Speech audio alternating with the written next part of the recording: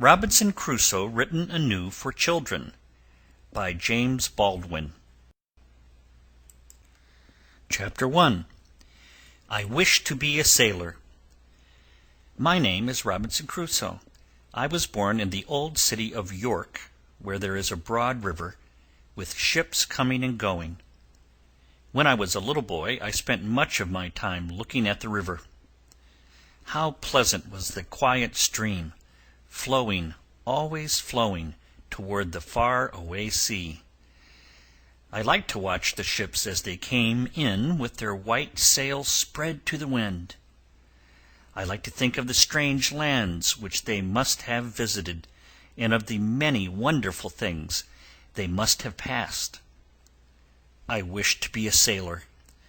I thought how grand it must be to sail and sail on the wide blue sea, with the sky above and the waves beneath. Nothing could be pleasanter. My father wanted me to learn a trade, but I could not bear the thought of it. I could not bear the thought of working every day in a dusty shop. I did not wish to stay in York all my life. I wanted to see the world. I would be a sailor and nothing else. My mother was very sad when I told her. A sailor's life, she said, was a hard life. There were many storms at sea, and ships were often wrecked. She told me, too, that there were great fishes in the sea, and that they would eat me up if I fell into the water. Then she gave me a cake and kissed me. How much safer it is to be at home, she said. But I would not listen to her. My mind was made up, and a sailor I would be. When I was 18 years old, I left my pleasant home and went to sea. Chapter 2. I Make My First Voyage. I soon found that my mother's words were true. A sailor's life is indeed a hard life. There was no time for play on board of our ship. Even in the fairest weather there was much work to be done. On the very first night the wind began to blow. The waves rolled high. The ship was tossed this way and that. Never had I seen such a storm. All night long the wind blew. I was so badly frightened that I did not know what to do. I thought the ship would surely go to the bottom. Then I remembered my pleasant home and the words of my kind mother. "If I live to reach dry land," I said to myself, "I will give up this thought of being a sailor. I will go home and stay with my father and mother. I will never set foot in another ship." Day came. The storm was worse than before. I felt sure that we were lost, but toward evening the sky began to clear. The wind died away. The waves went down. The storm was over. The next morning the sun rose bright and warm upon a smooth sea. It was a beautiful sight. As I stood looking out over the wide water, the first mate came up. He was a kind man, and always friendly to me. "Well, Bob," he said, "how do you like it? Were you frightened by that little gale?" "I hope you don't call it a little gale," I said. "Indeed, it was a terrible storm." The mate laughed. "Do you call that a storm?" he asked. "Why, it was nothing at all. You are only a fresh-water sailor, Bob.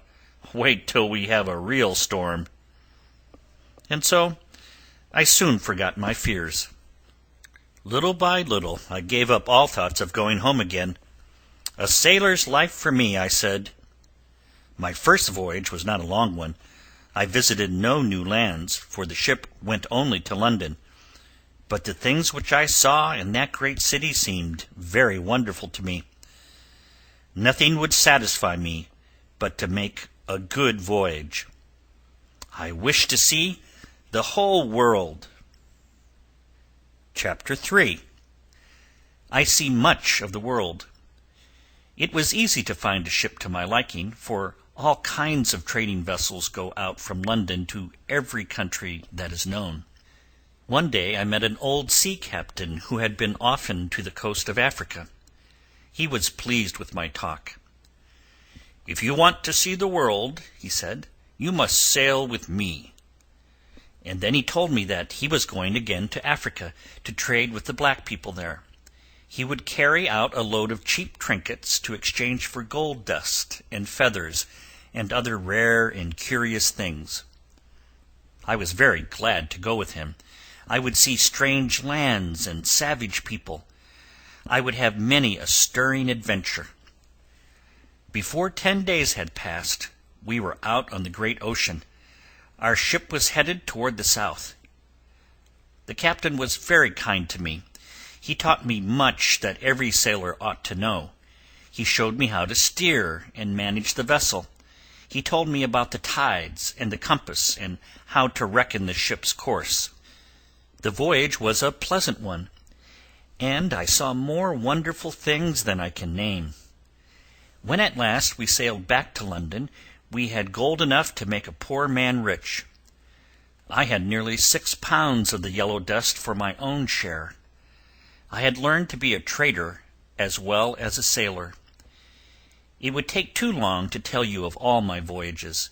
Some of them were happy and successful, but the most were unpleasant and full of disappointment.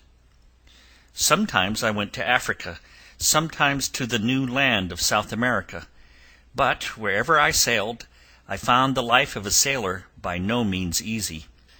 I did not care now to see strange sights and visit unknown shores. I cared more for the money or goods that I would get by trading. At last a sudden end was put to all my sailing, and it is of this that I will now tell you. Chapter 4. I undertake a new venture.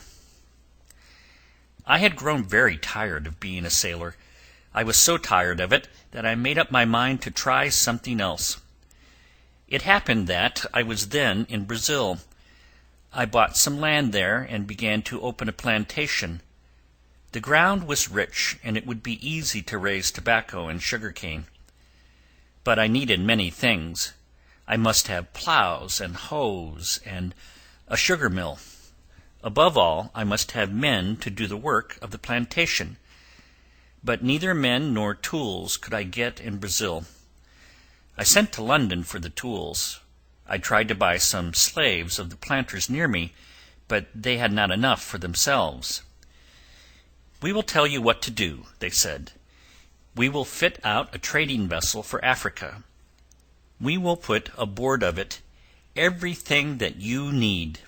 As for your part, you shall be the manager of the business, and you shall do the trading for us. You need not put in a penny of your own." "But how is that going to help me?" I asked. "Listen, and we will tell you," they said. "With the goods which we will send, you will buy as many black slaves as the ship will hold.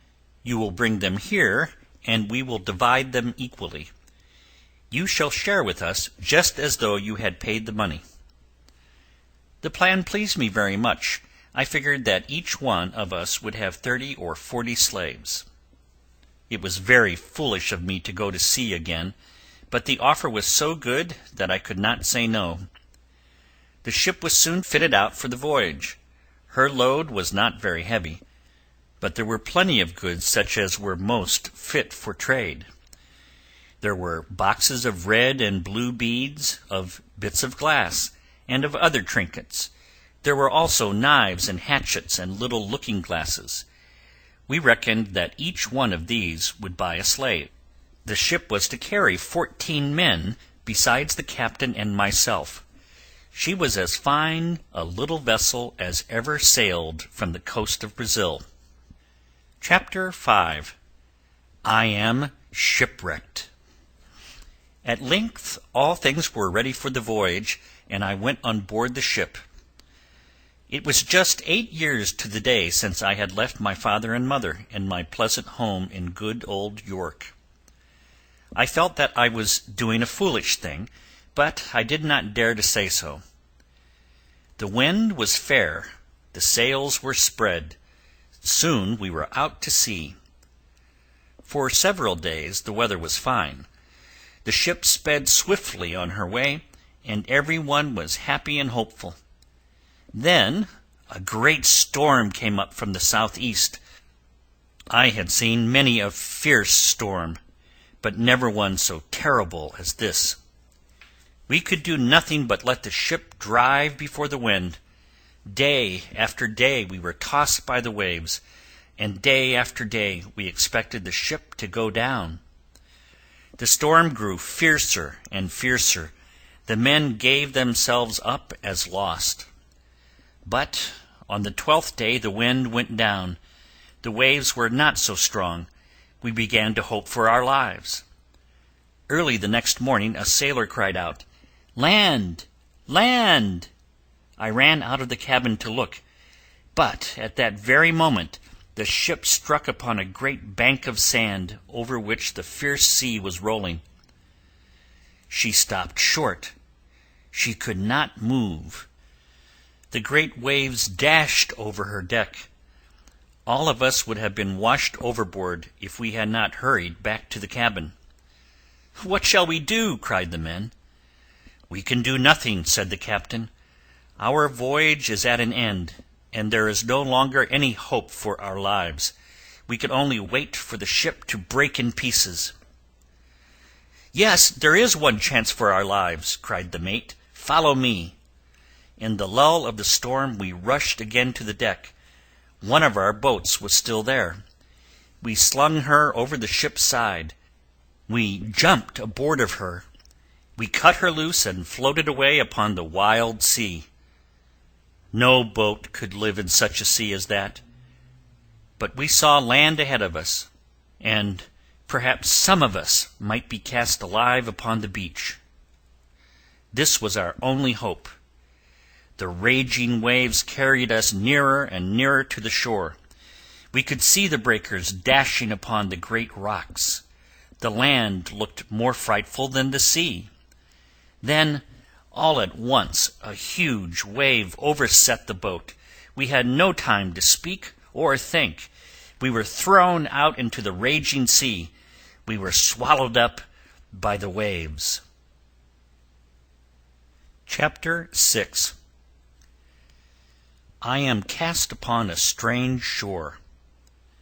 The next thing I knew I was lying on the beach, and the breakers were rolling over me. Some wave, kinder than the others, must have carried me there. I got upon my feet and ran as fast as I could. I saw another wave coming after me. It was high as a hill. I held my breath and waited. In a moment the wave was upon me. I could feel myself carried farther and farther toward the dry land. The water covered me, but I held my breath and tried to swim. The wave became smaller and weaker as it rolled farther and farther up the long beach. At last I could keep my head and shoulders above water. I could breathe again. I felt the ground under my feet. I struck out with all my might for the dry land. But now the water was rushing back from the shore. I feared lest I should be carried out to sea again. I swam. I ran. I held onto the rocks. Then another great wave came and lifted me high upon the shore. In another moment I was safe on dry land. I was worn out with the hard struggle. I lay down upon the green grass. I looked up at the sky and thanked God that I was alive and safe. After I had rested a little while, I arose and looked around me. Far out from the shore I could see the ship. It was still lying where it had stuck in the sand. The waves were dashing over it. How was it possible for me to swim so far? I asked myself. Then I began to think of the men that were with me. Had any of them been saved? I walked along the shore for a mile or more. I looked in every spot for some signs of my friends. In one place I found a hat, in another a cap, and in still another 2 shoes that were not mates. But of the men themselves I saw nothing.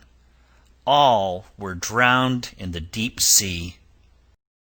Chapter 7. I find a strange lodging place. It was now late in the afternoon. The sun was shining in the bright sky. The storm was at an end. I began to look around me to see what kind of place I was in. Where shall I go? I asked myself. What shall I do? My clothes were still wet. I could dry them only by sitting in the sun. I had nothing to eat or drink. I had nothing about me but a knife, a pipe, and a little tobacco. How could I live on this strange shore without shelter and without food? The thought of this made me almost wild. I ran this way and that like a madman. Then I sat down and cried like a child. I never felt so lonely as at that moment. I never felt so helpless and lost. Soon I saw that night was coming on. I thought, what if there are wild beasts in the woods? They will come out in the darkness and find me here, and then how can I save myself from them? A little way from the shore I saw a tree. It stood all alone, with no other trees near it. It was thick and bushy, with long thorns on its branches. I walked out to look at it. To my great joy I found a spring of fresh water bubbling out from among its roots. I knelt down and took a long drink, for I was very thirsty. Then I climbed up into the tree. The branches grew very close together. I found a place where I could rest, half sitting and half lying, with no danger of falling. With my pocket knife I cut a strong stick about 2 feet long. This would be my weapon if any beast should find me in the night. It was now quite dark. The only sound that I could hear was that of the waves breaking against the shore. It seemed so good to be on dry land that I forgot every danger. I was so tired that I soon fell asleep. Never have I slept more soundly. Chapter 8. I visit the wreck. When I awoke it was broad daylight. The sun was up. The sky was clear. The air seemed soft and mild. A fine day was beginning. It did not take me long to come down from my lodging place. I looked out toward the sea. To my great wonder, I saw that the ship was now much closer to the shore. The high tide had lifted her off the sand. It had carried her toward the land and left her on a huge rock, less than a mile away. I could see that the good ship stood upright and was firmly wedged into the rock. The waves had not broken her up, but her masts had been snapped off, and all her rigging was gone. The sea was quite smooth, and the tide was still going out. Soon the beach was bare, and I could walk a long way out. I was now within a quarter of a mile of the ship. As I looked at her, a sad thought came to my mind, for if we had all kept on board when she stuck in the sand, we would now have been safe. But there was no use in thinking of what might have been. I waded out as far as I could, and then swam for the ship. As I came near her, I saw that she was lying high out of the water. The part of the rock that was uncovered rose steep and straight into the air. There was no place for me to set my feet. I swam round the ship twice. How could I ever climb up her smooth sides? I was about to give up, when I saw a small piece of rope hanging down from the deck. It reached almost to the water. How strange that I did not see it at first! I seized hold of the rope, and climbed hand over hand to the deck. I went into the ship's cabin. I looked all through the unlucky vessel. Chapter 9. I Make Me a Raft. There was a great deal of water in the ship's hold, but the cabin and the storerooms were dry. The boxes of food had not been touched by the water. I was very hungry, but I had no time to lose, so I filled my pockets with dry biscuits and ate them as I went about. There were many things on the ship. They might be very useful to me if I had them on shore, but there was no boat, and how could I carry them there? I will make me a raft, I said to myself. There were several long pieces of timber on the deck. I tied a rope to each of these, so that it would not float away. Then I dropped them one by one over the ship's side. After this I slid down my rope into the water and tied these timbers together. They formed a framework that was strong and would not sink. On top of this framework I laid all the boards I could find. I now had a very good raft. It was large enough to carry a great many things. All the time I was building it, I was planning how to load it. In the cabin there were 3 strong boxes, such as sailors use. These I emptied. Then I carried them out and let them down upon my raft. Of all the things on board, I would need food the most, so I filled the first chest with bread, rice, cheese, and a few pieces of meat. I found also a small bag of grain, of which I took great care. It was barley. Then I began to look around for clothing, and found enough to do for many a day. While I was getting these things together, I happened to see the carpenter's chest. It was full of tools. It was hard work to get it on the raft. I lifted and pulled.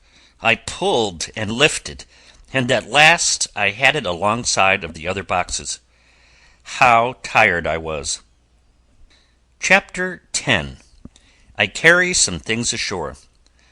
It was now past noon, and the tide was coming in. I could not stop to rest. I have food, I have clothing, I have tools, I said to myself. What do I need next? Then I thought of the wild animals and wild men that I might meet on the shore. How shall I protect myself from them? I said. In the captain's room I found 2 good guns with a bag of shot and a powder horn. There were also 2 old swords, very rusty and dull, and a pair of big pistols. By looking around, I found also 3 small kegs of powder. 2 of these were dry, but the other was wet and good for nothing. It took more than an hour to get all these safely placed on my raft. I now had quite a heavy load, and I began to wonder how I should take it to the shore. I had no oars nor any sail for my raft, but the water was smooth, the tide was flowing in, and a gentle wind was blowing toward the land. I loosed the rope that held the raft to the ship, and soon began my little voyage. The tide was now so high that the dry land was much farther away than when I came out, but the raft floated smoothly along and drew nearer and nearer to the shore. Just as I thought myself safe, I found that I was entering a strong current which carried me into a narrow bay, far from my first landing place. There the raft stuck fast on an ugly sandbar, and was like to be tipped over. It was all I could do to keep the heavy boxes from slipping off into the water.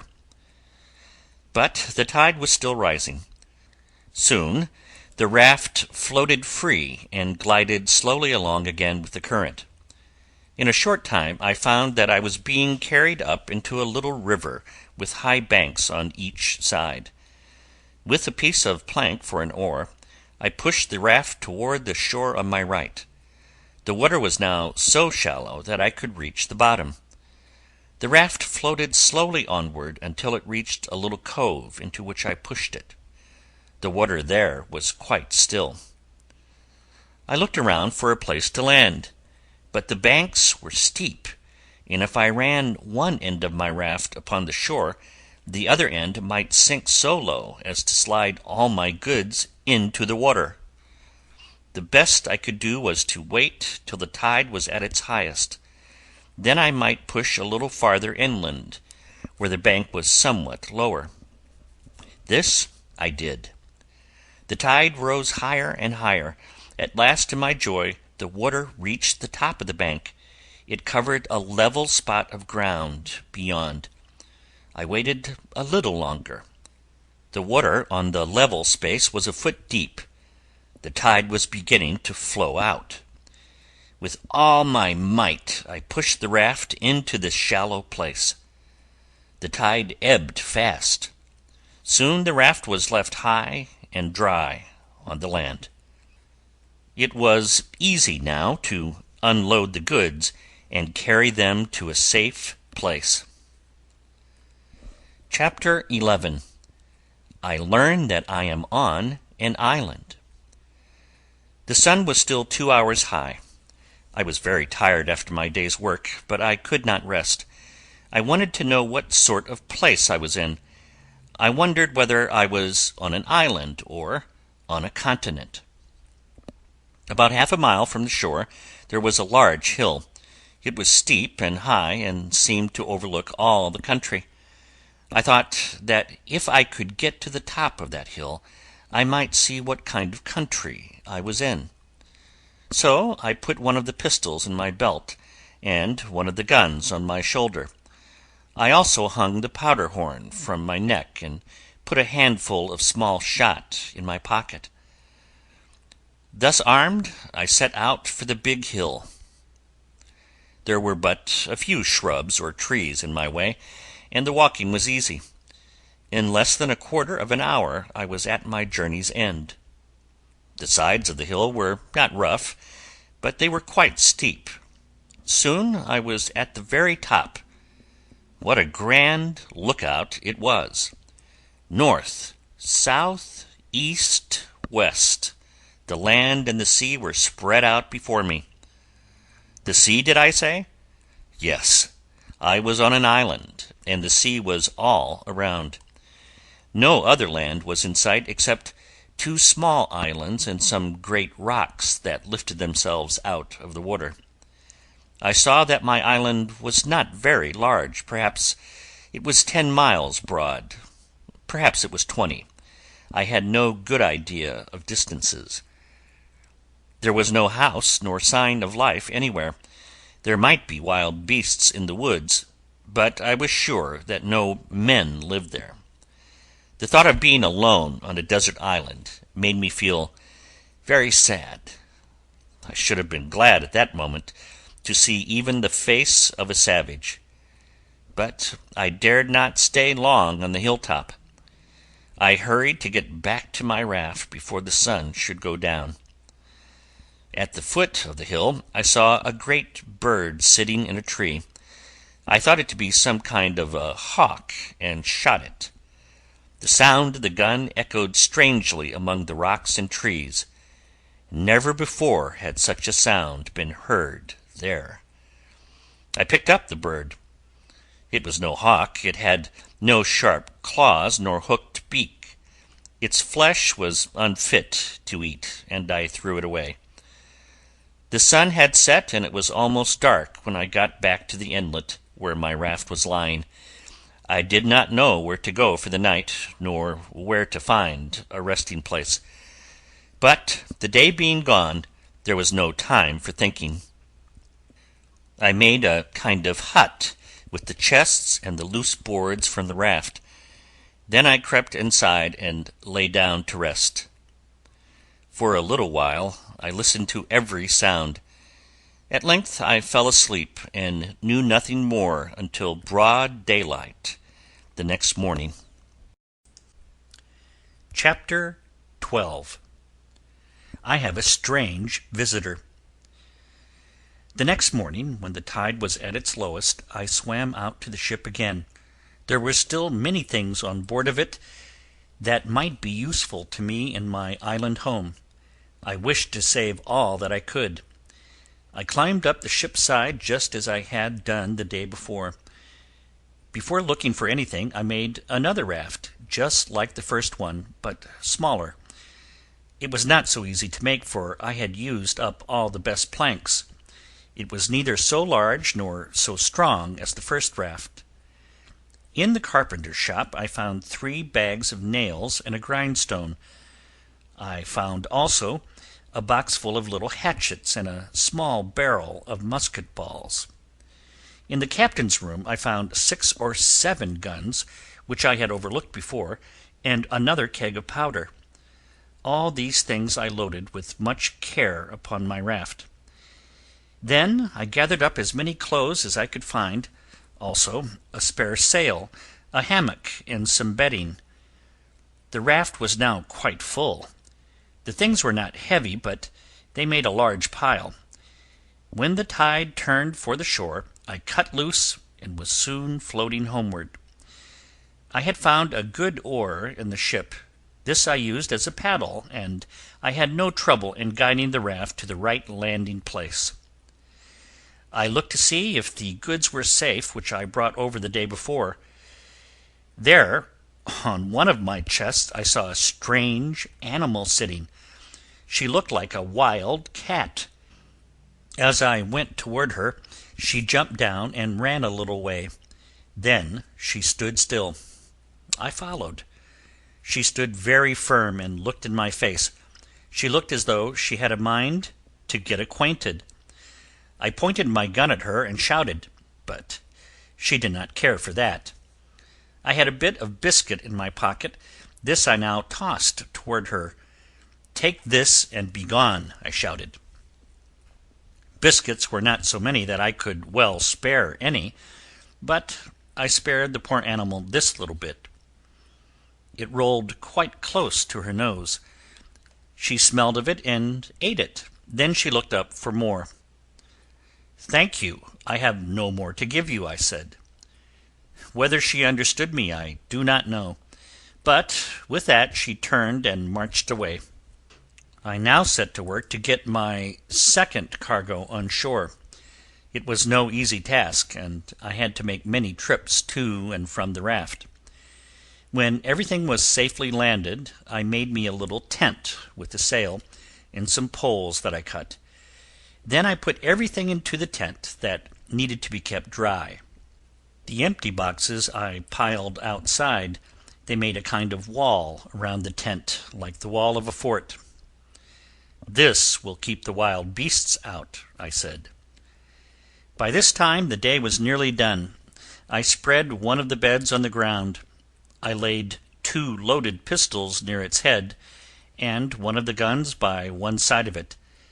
Then I crept in and was soon fast asleep. Chapter 12. I find a great store of things. The next day I went to the ship again. This I kept up for more than a week. Every day I brought a load of things to the shore.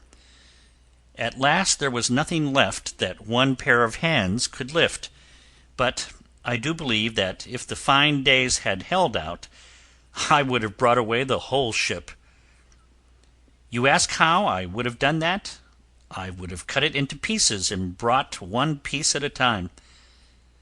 The last thing that I found was a secret drawer in the cabin. In that drawer was some money. A part of this money was in gold pieces, pieces of 8, as we called them. The rest was in silver. I smiled to myself when I saw this money. "Oh, useless stuff," I cried. "What are you good for now? You are not worth picking up. This little old knife is worth much more. I have no manner of use for you. Lie there where you are, and go to the bottom." I was about to leave the cabin when I looked around again. The bright pieces were so pretty that I could not bear to leave them. So I put them in a strong bag and tied it around my waist like a belt. "It will not do to throw good money away," I said. When I went up on deck, the wind was blowing hard. Dark clouds were beginning to cover the sky. The waves were rolling high. A storm was coming. I saw that it was time for me to hurry back to the shore. I let myself down into the water and began to swim. The sea was rough. The money was heavy. It was all I could do to reach the land. I hastened home to my little tent. The storm had already begun. Chapter 14. I Build Me a Castle. I lay down on my bed with my money and other precious things close at hand. All night long the wind blew and the rain poured. Early in the morning I arose and looked out toward the sea. The waves were rolling very high. The ship was gone. The sea had swallowed it up. As I could make no more visits to the ship, I now began to think of other things. I was still afraid lest there were savage beasts on the island. Savage men, too, might come that way. If any one of these should find me, how could I protect myself from them? I must have a stronger house to live in. I must build me a little fort or castle. The place I was in was flat and wet. My tent was on open ground and could be plainly seen from a distance. There was no fresh water near it. I must find a better place than this for my castle. A little way from the shore there was a rocky hill. I went to look at it. Halfway up the hill there was a large level place with a great rock rising behind it like the side of a house. I climbed up to the level place. There was but one way to go, and that was by a steep and winding path. I found the place much larger than I thought. It was more than 100 yards long and almost half as broad. It was, indeed, a green field or plain, with steep cliff rising up behind it. You must think of it as a great shelf halfway up the side of the hill. Here, I said to myself, is the place for my castle. It was no easy thing to carry all my goods up the steep path to this level plain. I worked hard for many days, but then there was nothing else to do, and I must needs keep busy. At one place on the side of the great rock there was a break or opening like the door to a cave, but there was no cave there. Just in front of this break I began to build my castle. First I drew a half circle upon the ground, with the opening at the center. The place which it enclosed was about 30 feet across. In this half circle I set up 2 rows of strong stakes, driving them deep into the ground. The rows were not more than 6 inches apart. The stakes were about 2 inches apart and as high as my head. Then, between and around these stakes, I laid the great ropes that I had brought from the ship. Among these I twined the slender branches of trees and long grapevines that I found in the woods. When all was finished, I had a wall nearly 6 feet high. It was so strong that nothing could break through it. I made no door in the wall. The only way in which to get into the yard behind it was by going over the top. This was done by climbing a short ladder which I could lift up after me, and then let down again. How safe I felt now, as I stood inside of my castle wall. Over this wall I next carried all my riches, food, my tools, my boxes of clothing. Then, right against the great rock, I made me a large tent to shelter me from the rain. Into this tent I brought everything that would be spoiled by getting wet. In the middle of it I swung my hammock that I had brought from the ship, for you must remember that I was a sailor, and I could sleep better in a hammock than on a bed. The hollow place in the rock was just as I hoped. It was, indeed, a large cleft or crack, filled only with earth and small stones. With such tools as I had, I began to dig the earth and stones away.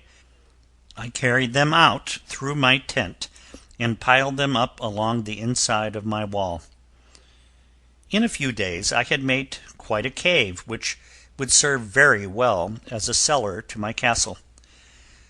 I called the cave my kitchen, but when I began my cooking I found it best to do most of that work outside.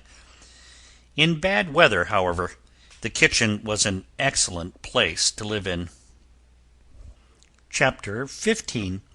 I Go A-Hunting. Weeks and weeks passed before my castle was finished. I did not work at it all the time. Almost every day I went out with my gun to see what I could find. The very first day I saw a flock of goats. How glad I was! But they were very shy and very swift. As soon as they saw me they ran away in a great fright. After that I saw them nearly every day, but it was hard to get near them. One morning I saw an old goat feeding in the valley with a kid by her side. I crept along among the rocks in such a way that she did not see me. When I was close enough I raised my gun and fired. The mother goat fell, being killed at once by the shot. It was a cruel deed, and I felt indeed sorry for the poor beast. But how else should I find food for myself in that lonely place? The kid did not run away. It stood quite still by its mother's side. When I picked up the old goat and carried her to my castle, the little one followed me. I lifted it over the wall. I thought I would tame it and keep it as a pet, but it would not eat. I could do no better than kill it and use it for my own food. The flesh of these two goats lasted me a long time, for I did not eat much meat, and I still had many of the biscuits that I had saved from the ship. About a month later I shot at a young goat and lamed it. I caught it and carried it home, dressed its wounded leg, and fed it. Its leg was soon as well and as strong as ever. The little animal became quite tame and followed me everywhere I went. I thought how fine it would be if I could have a whole flock of such creatures. Then I would be sure of food when my powder and shot were gone. Chapter 16. I Keep Myself Busy. Among the things that I brought from the ship there were several which I have not told you about. I will name them now. First, I got from the captain's desk some pens, ink, and paper. These were afterward a great comfort to me, as you shall learn. There were some charts and compasses, and 3 or 4 books on navigation. These I threw in a corner, for I did not think I should ever need them. Among my own things there were 3 very old Bibles, which I had bought in England and had packed with my clothing. And I must not forget the dog and 2 cats that came to shore with me. I carried both the cats on my raft with my first cargo. As for the dog, he jumped off the wreck and swam to the shore. He was my best friend for a long time. He followed me everywhere. He would run and fetch things to me as I bade him. I wanted him to talk to me, but this he could not do. As for my pens, ink, and paper, I took the greatest care of them. As long as my ink lasted, I wrote down everything that happened to me. But when that was gone, I could write no more, for I did not know how to make ink. I soon found that I needed many things to make me comfortable. First, I wanted a chair and a table, for without them I must live like a savage. So I set to work. I had never handled a tool in my life, but I had a saw, an axe, and several hatchets, and I soon learned to use them all. If I wanted a board, I had to chop down a tree. From the trunk of the tree I cut a log of the length that my board was to be. Then I split the log and hewed it flat till it was as thin as a board. All this took time and much hard work, but I had nothing else to do. I made the table and chair out of short pieces of board I had brought from the ship. Of the large boards, which I hewed from trees, I made some wide shelves along the side of my cave or kitchen. On these shelves I laid my tools, nails, and other things. I had a place for everything, and kept everything in its place. My cave looked like some stores you have seen where a little of everything is kept for sale. From time to time I made many useful things. From a piece of hardwood that I cut in the forest, I made a spade to dig with. The handle I shaped just like the handles you buy at the stores, but the shovel part was of wood and would not last long. While I was digging my cave, I found it very hard work to carry the earth and small stones away. I needed a wheelbarrow very much. I could make the frame part of this, but I did not know how to make the wheel. I worked 4 days at it, and then had to give it up. At last I made me a kind of hod, like that which masons use. It was better than a basket and almost as good as a wheelbarrow. Chapter 17. I have a great fright. The very next day after my cave was finished, a frightful thing happened. I came near losing everything, and my own life as well. I will tell you about it. I was busy behind my tent when I heard a fearful noise above my head. Before I could look up, a great load of earth and stones came tumbling down. It was a wonder that I was not buried alive. I was scared, for I thought the whole top of the cave was falling in. I ran out and climbed over my wall. The great rock behind my castle seemed to be shaking. Stones and earth were rolling down its side. "An earthquake! An earthquake!" I cried. The ground shook. A tall rock that stood between me and the seashore toppled over and fell. The noise was the most frightful I ever heard. There were 3 shocks about 8 minutes apart. The strongest building you ever saw would have been overturned. I was so frightened that I did not know what to do. I sat on the ground and could not move. I could only cry over and over again, "Lord, have mercy on me." After the 3rd shock was over, I began to grow braver, but still I sat on the ground, wondering what would come next. All at once the sky was overcast. Dark clouds rolled over the sea. The wind began to blow. A dreadful hurricane was at hand. The sea was covered with foam. The waves were mountain high. On the shore trees were torn up by the roots. If my tent had not been well sheltered behind the great rock, it would have been carried away. The hurricane lasted fully 3 hours. Then the rain began to pour down. All this time I sat on the ground outside, too much frightened to go back into my castle. Toward night the rain slackened, and I ventured over my wall. The tent was half beaten down, so I crept through into the cave. I was half afraid that even it would tumble down on my head. Chapter 18. I explore my island. It rained all that night, but in the cave everything was warm and dry, and little by little I lost my fear. The earthquake and the hurricane had done great damage to my castle. I had to work hard for many days to put things to rights again. I had now been on the island about 10 months.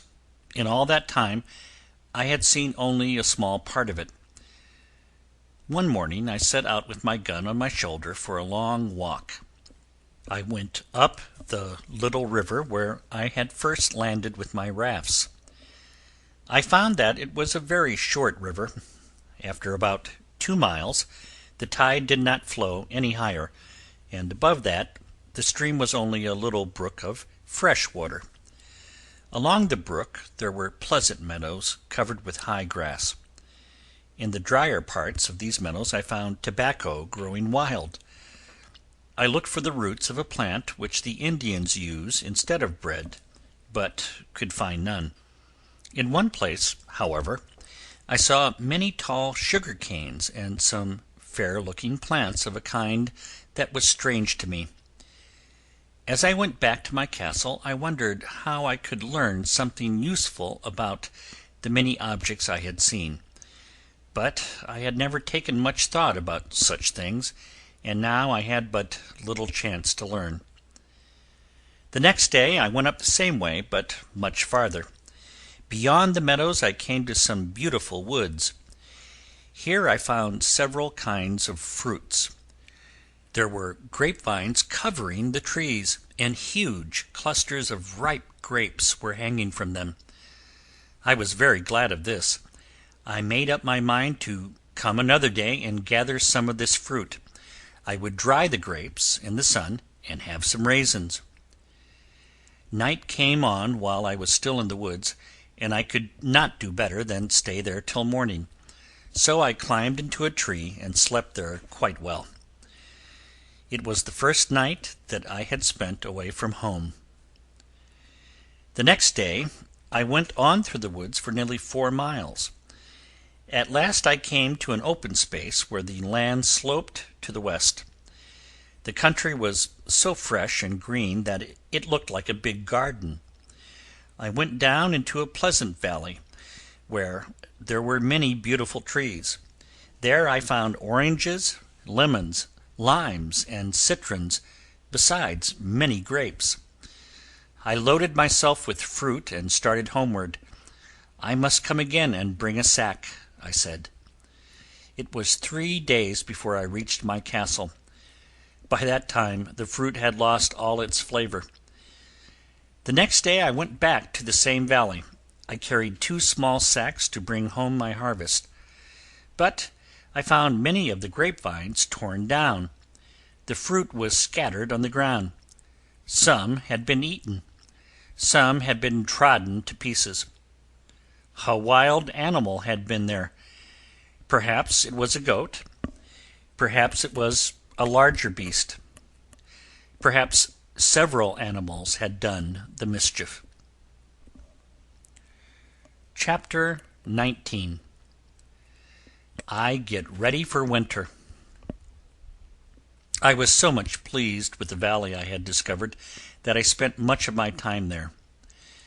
At last I built me a small summer house close by a grove of orange trees. It was but little more than a bower made of the branches of trees. I built a strong fence around it. This was made of 2 rows of tall stakes with brushwood between. There was no gate in this fence, but only a short ladder, just as at my castle. Here I sometimes stayed 2 or 3 nights together. I gathered about 200 clusters of grapes and hung them to dry. In due time they made the finest of raisins. I took them down and carried them to my castle. Thus, little by little, I gathered food for winter. The winters there were not cold, but the rain fell every day and often all the day. I had just finished my bower and was beginning to enjoy myself when the rainy season, or winter, began. What could I do but hurry back to my castle and its dry, warm cave? For weeks I could not stir out without getting wet. My store of food began to grow small. One day, in spite of the rain, I went out and killed a goat. The next day I found a very large turtle among the rocks.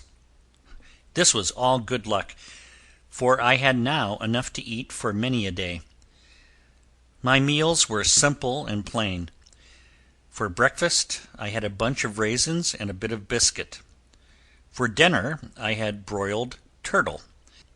I could not have turtle soup, for I had no vessel in which to cook it. For supper I had 2 or 3 turtles' eggs. Although I was kept close indoors by the rain, I was never idle. Every day I worked at making my cave larger. I dug far in, behind the rock, and made a fine large room there. Then I made another door or way out, which opened on the outside of my wall. So now I could come into the castle through the cellar or kitchen, and without climbing the ladder.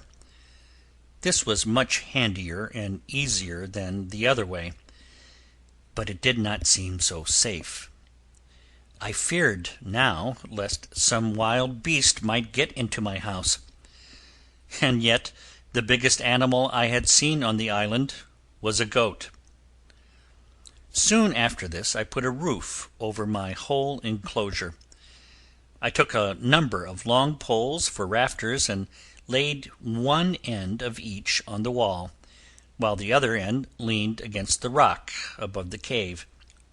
These I covered with boughs of trees, long grass, and such other things as I could get. In this way I made a very good roof, which turned the rain and kept everything dry.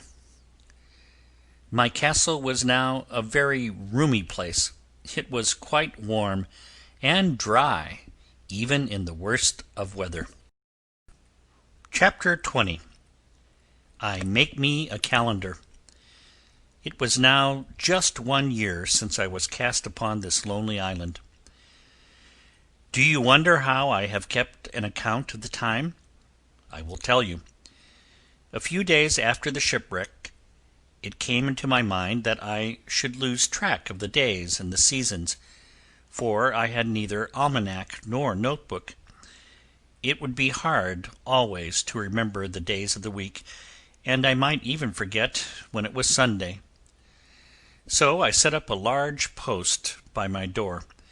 At the top of this post I cut in large letters these words: I came on shore here, September 30th, 1659.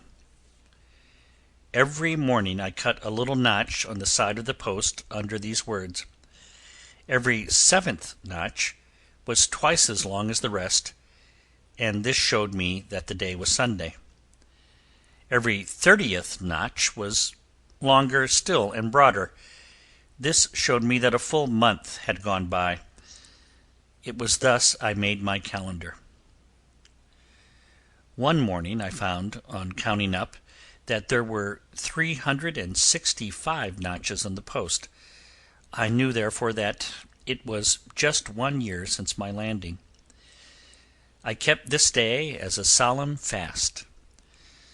I sat in my castle and thought of the goodness of God in thus keeping me alive and safe in the midst of so many perils. I humbled myself and thanked him for his many mercies. For 12 hours I tasted nothing. When at last the sun went down, I ate a biscuit and a bunch of grapes and went to bed. Having now been on the island a whole year, I had learned that the seasons there were not the same as in England. They were not to be spoken of as spring, summer, autumn, and winter. They were rather to be called the wet season and the dry season. Indeed, there were 2 wet seasons and 2 dry seasons in the year. Chapter 21. I Sow Some Grain.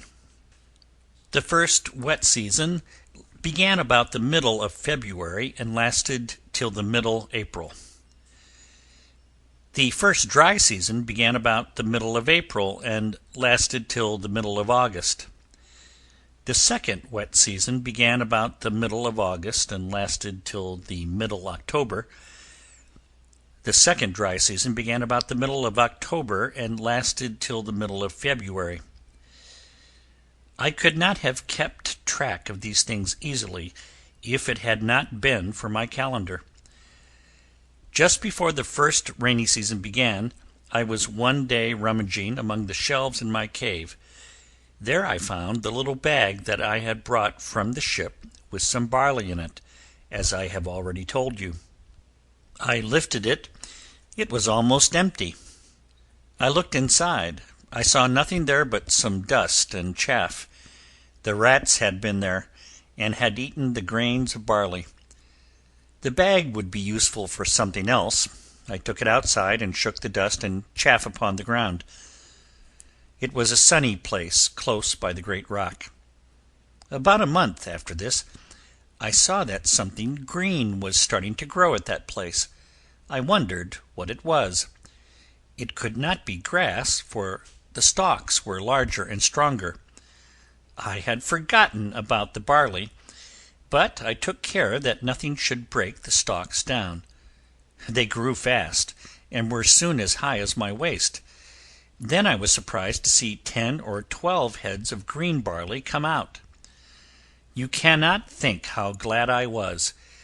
I remembered then how I had shaken the bag of dust and chaff over that very spot.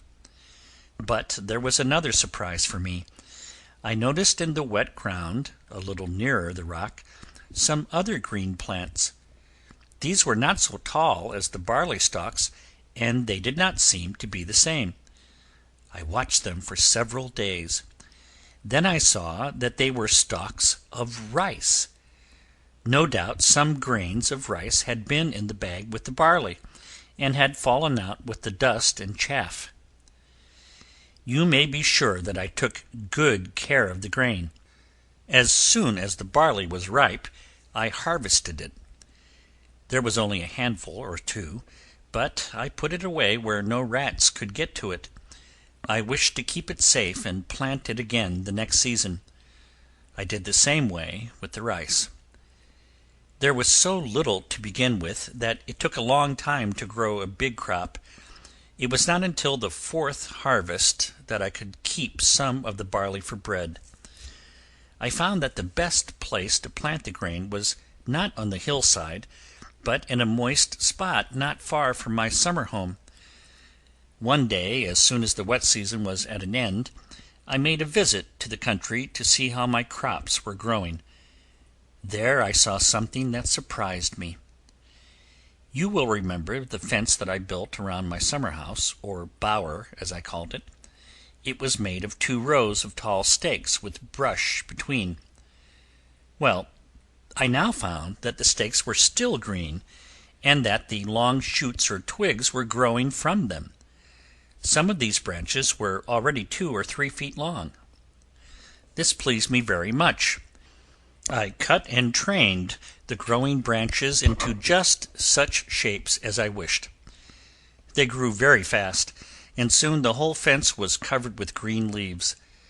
Then I trained the long branches toward the top of a pole, which I set up in the center of my bower. In a few months the whole enclosure was covered with a green roof. You cannot think how beautiful it was. The place was shady and cool, the pleasantest spot one could wish to have. I did not know what kind of tree it was that grew in this wonderful way, but I cut some more stakes of the same sort and carried them home to my castle. I set these stakes in a double row, about 20 inches outside of my first wall. In a few weeks they began to grow. They grew so fast that in 2 years they covered the whole space in front of my castle. They were not only handsome to look at, but they helped to protect my castle.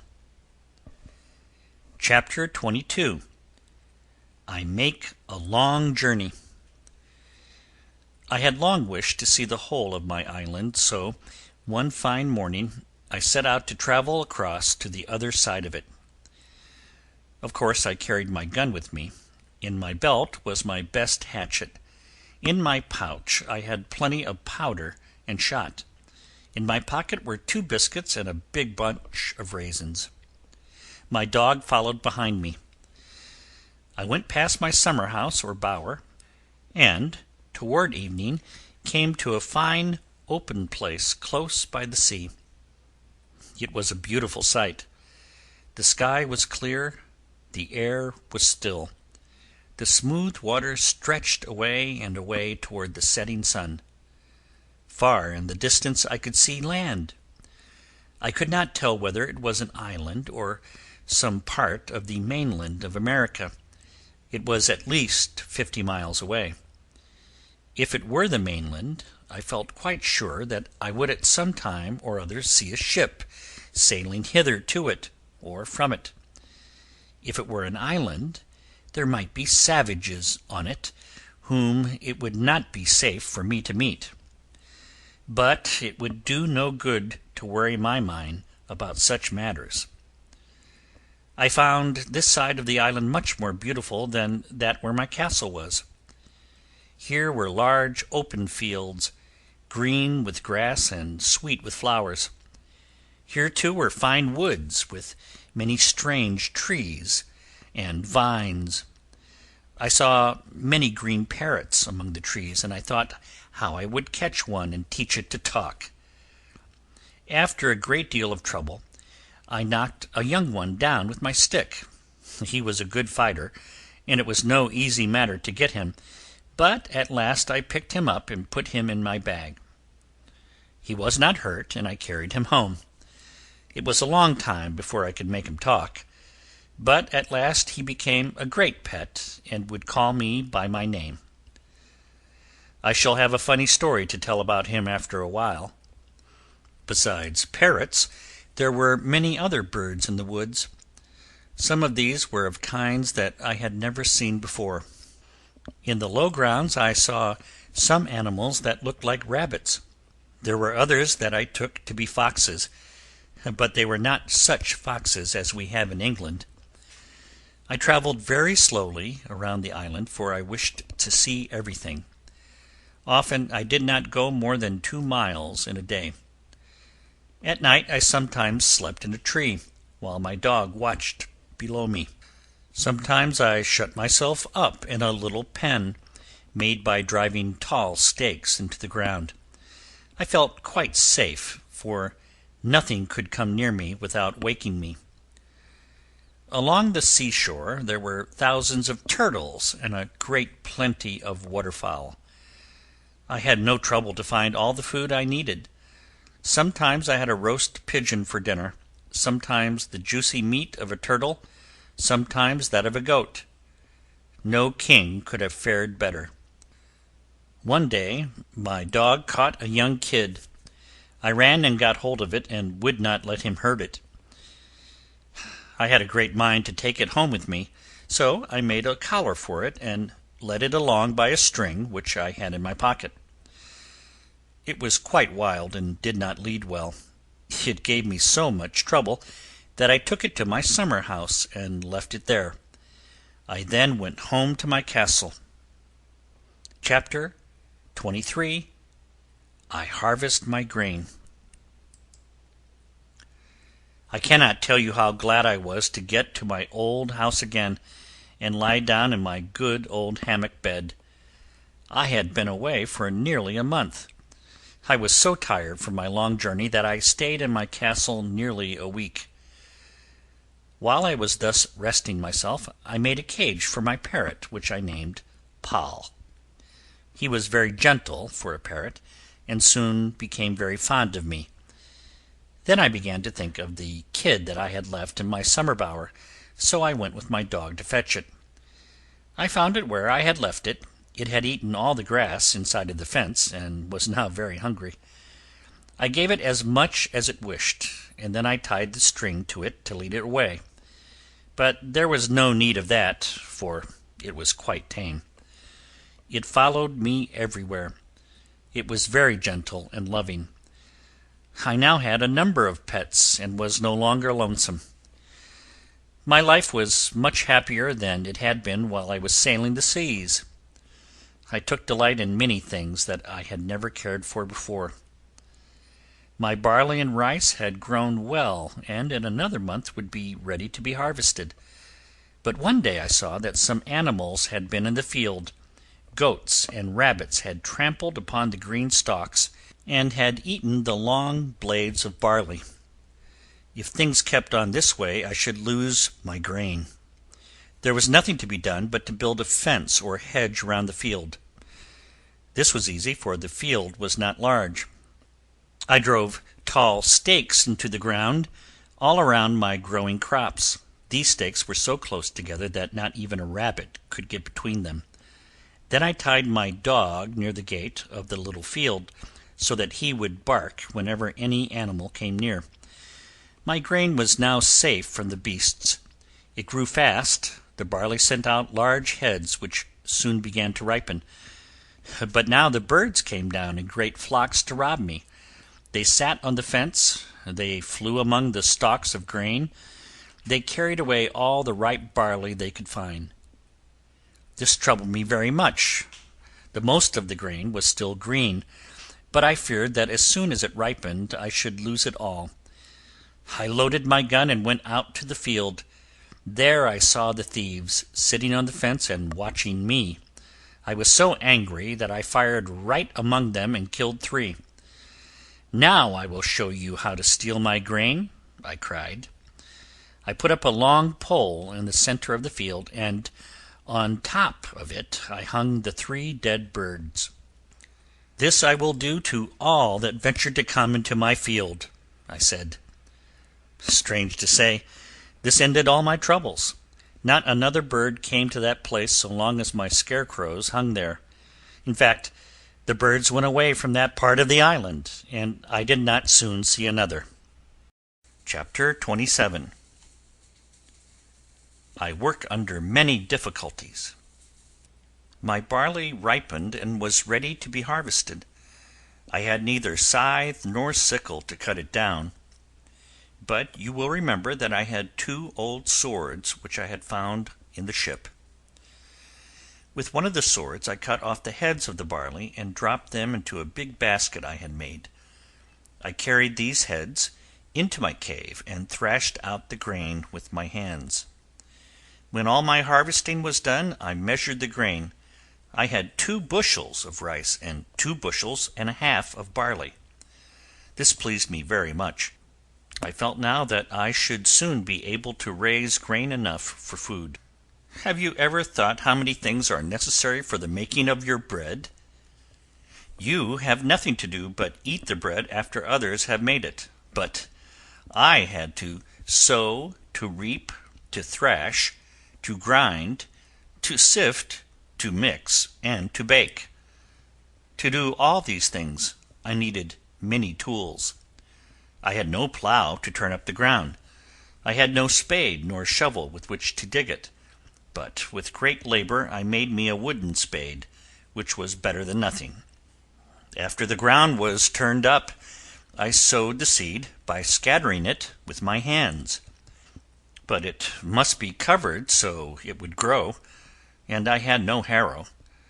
I cut down the branch of a tree and dragged it over the field. This, I think, was the way that people in old times harrowed their ground. The third thing to be done was to build a fence around my field. After that came the reaping, the curing, the carrying home, the thrashing, the parting of the grain from the chaff, and the grinding. I needed a mill to do the grinding.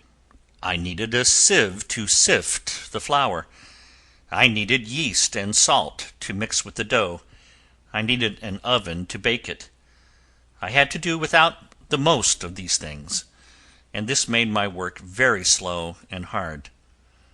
I was very lucky in having saved so many tools from the wreck, and for this I was indeed thankful. What a hard case I would have been in if I had saved nothing at all. From time to time, as I felt the need of things, I made a number of tools that served me very well. They were not such tools as you would buy at the store, but what did it matter? I have already told you about the shovel, which I made from a piece of hard wood. Next to the shovel I needed a pickaxe most of all. Among the many things that I had saved from the wreck I found an old crowbar. This I heated in the fire until it was almost white hot. I then found that I could bend it quite easily. Little by little I shaped it until I had made quite a good pickaxe of it. Of course it was heavy and not at all pretty, but who would look for beauty in a pickaxe? I at first felt the need of some light baskets in which to carry my fruit and grain, so I began to study how baskets are made. It was not until I had searched almost every nook on the island that I found some long slender twigs that would bend to make wickerware.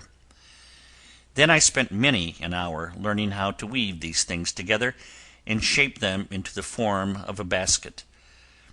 In the end, however, I was able to make as good baskets as were ever bought in the market.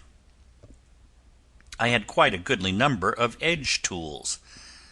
Among these were 3 large axes and a great store of hatchets, for you will remember that we carried hatchets to trade with the savages. I had also many knives. But all these became very dull with use. I had saved a grindstone from the wreck, but I could not turn it and grind my tools at the same time. I studied hard to overcome this difficulty. At last I managed to fasten a string to the crank of the grindstone in such a way that I could turn it with my foot. My tools were soon sharp, and I kept them so. Chapter 25. I Become a Potter. When it came to making bread, I found that I needed several vessels. In fact, I needed them in many ways. It would be hard to make wooden vessels.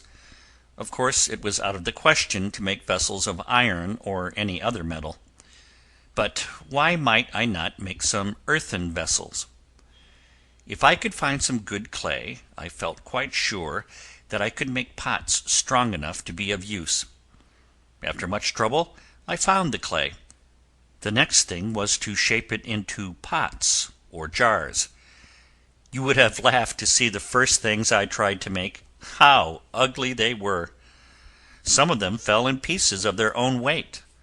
Some of them fell in pieces when I tried to lift them. They were of all shapes and sizes. After I had worked 2 months, I had only 2 large jars that were fit to look at. These I used for holding my rice and barley meal. Then I tried some smaller things, and did quite well. I made some plates, a pitcher, and some little jars that would hold about a pint. All these I baked in the hot sun.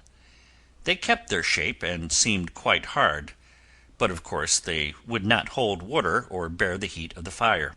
One day, when I was cooking my meat for dinner, I made a very hot fire. When I was done with it, I raked down the coals and poured water on it to put it out. It so happened that one of my little earthenware jars had fallen into the fire and been broken. I had not taken it out, but had left it in the hot flames. Now, as I was raking out the coals, I found some pieces of it and was surprised at the sight of them, for they were burned as hard as stones and as red as tiles. "If broken pieces will burn so," said I, "why cannot a whole jar be made as hard and as red as these?" I had never seen potters at work. I did not know how to build a kiln for firing the pots. I had never heard how earthenware is glazed. But I made my mind up to see what could be done. I put several pots and small jars in a pile, one upon another. I laid dry wood all over and about them, and then set it on fire. As fast as the wood would burn up, I heaped other pieces upon the fire. The hot flames roared all around the jars and pots. The red coals burned beneath them. I kept the fire going all day. I could see the pots become red hot through and through. The sand on the side of a little jar began to melt and run. After that, I let the fire go down little by little. I watched it all night, for I did not wish the pots and jars to cool too quickly. In the morning I found that I had 3 very good earthen pots. They were not at all pretty, but they were as hard as rocks and could hold water. I had 2 fine jars also, and one of them was well glazed with the melted sand. After this I made all the pots and jars and plates and pans that I needed. They were of all shapes and sizes. You would have laughed to see them. Of course, I was awkward at this work. I was like a little child making mud pies. But how glad I was when I found that I had a vessel that would bear the fire. I could hardly wait to put some water in it and boil me some meat. That night I had turtle soup and barley broth for supper. Chapter 26. I build a big canoe. While I was doing these things, I was always trying to think of some way to escape from the island. True, I was living there with much comfort. I was happier than I had ever been while sailing the seas. But I longed to see other men. I longed for home and friends. You will remember that when I was over at the farther side of the island, I had seen land in the distance. 50 or such miles of water lay between me and that land. Yet I was always wishing that I could reach it. It was a foolish wish, for there was no telling what I might find on that distant shore. Perhaps it was a far worse place than my little island. Perhaps there were savage beasts there. Perhaps wild men there would kill me and eat me. I thought of all these things, but I was willing to risk every kind of danger rather than stay where I was. At last I made up my mind to build a boat. It should be large enough to carry me and all that belonged to me. It should be strong enough to stand a long voyage over stormy seas. I had seen the great canoes which Indians sometimes make of the trunks of trees. I would make one of the same kind. In the woods I found a cedar tree which I thought was just the right thing for my canoe. It was a huge tree. Its trunk was more than 5 feet through at the bottom. I chopped and hewed many days before it fell to the ground. It took 2 weeks to cut a log of the right length from it. Then I went to work on the log. I chopped and hewed and shaped the outside into the form of a canoe. With hatchet and chisel I hollowed out the inside. For full 3 months I worked on that cedar log. I was both proud and glad when the canoe was finished. I had never seen so big a boat made from a single tree. It was well shaped and handsome. More than 20 men might find room to sit in it. But now the hardest question of all must be answered. How was I to get my canoe into the water? It lay not more than 300 feet from the little river where I had first landed with my raft. But how was I to move it 300 feet? Or even 1 foot? It was so heavy that I could not even roll it over. I thought of several plans, but when I came to reckon the time and the labor, I found that even by the easiest plan it would take 20 years to get the canoe into the water.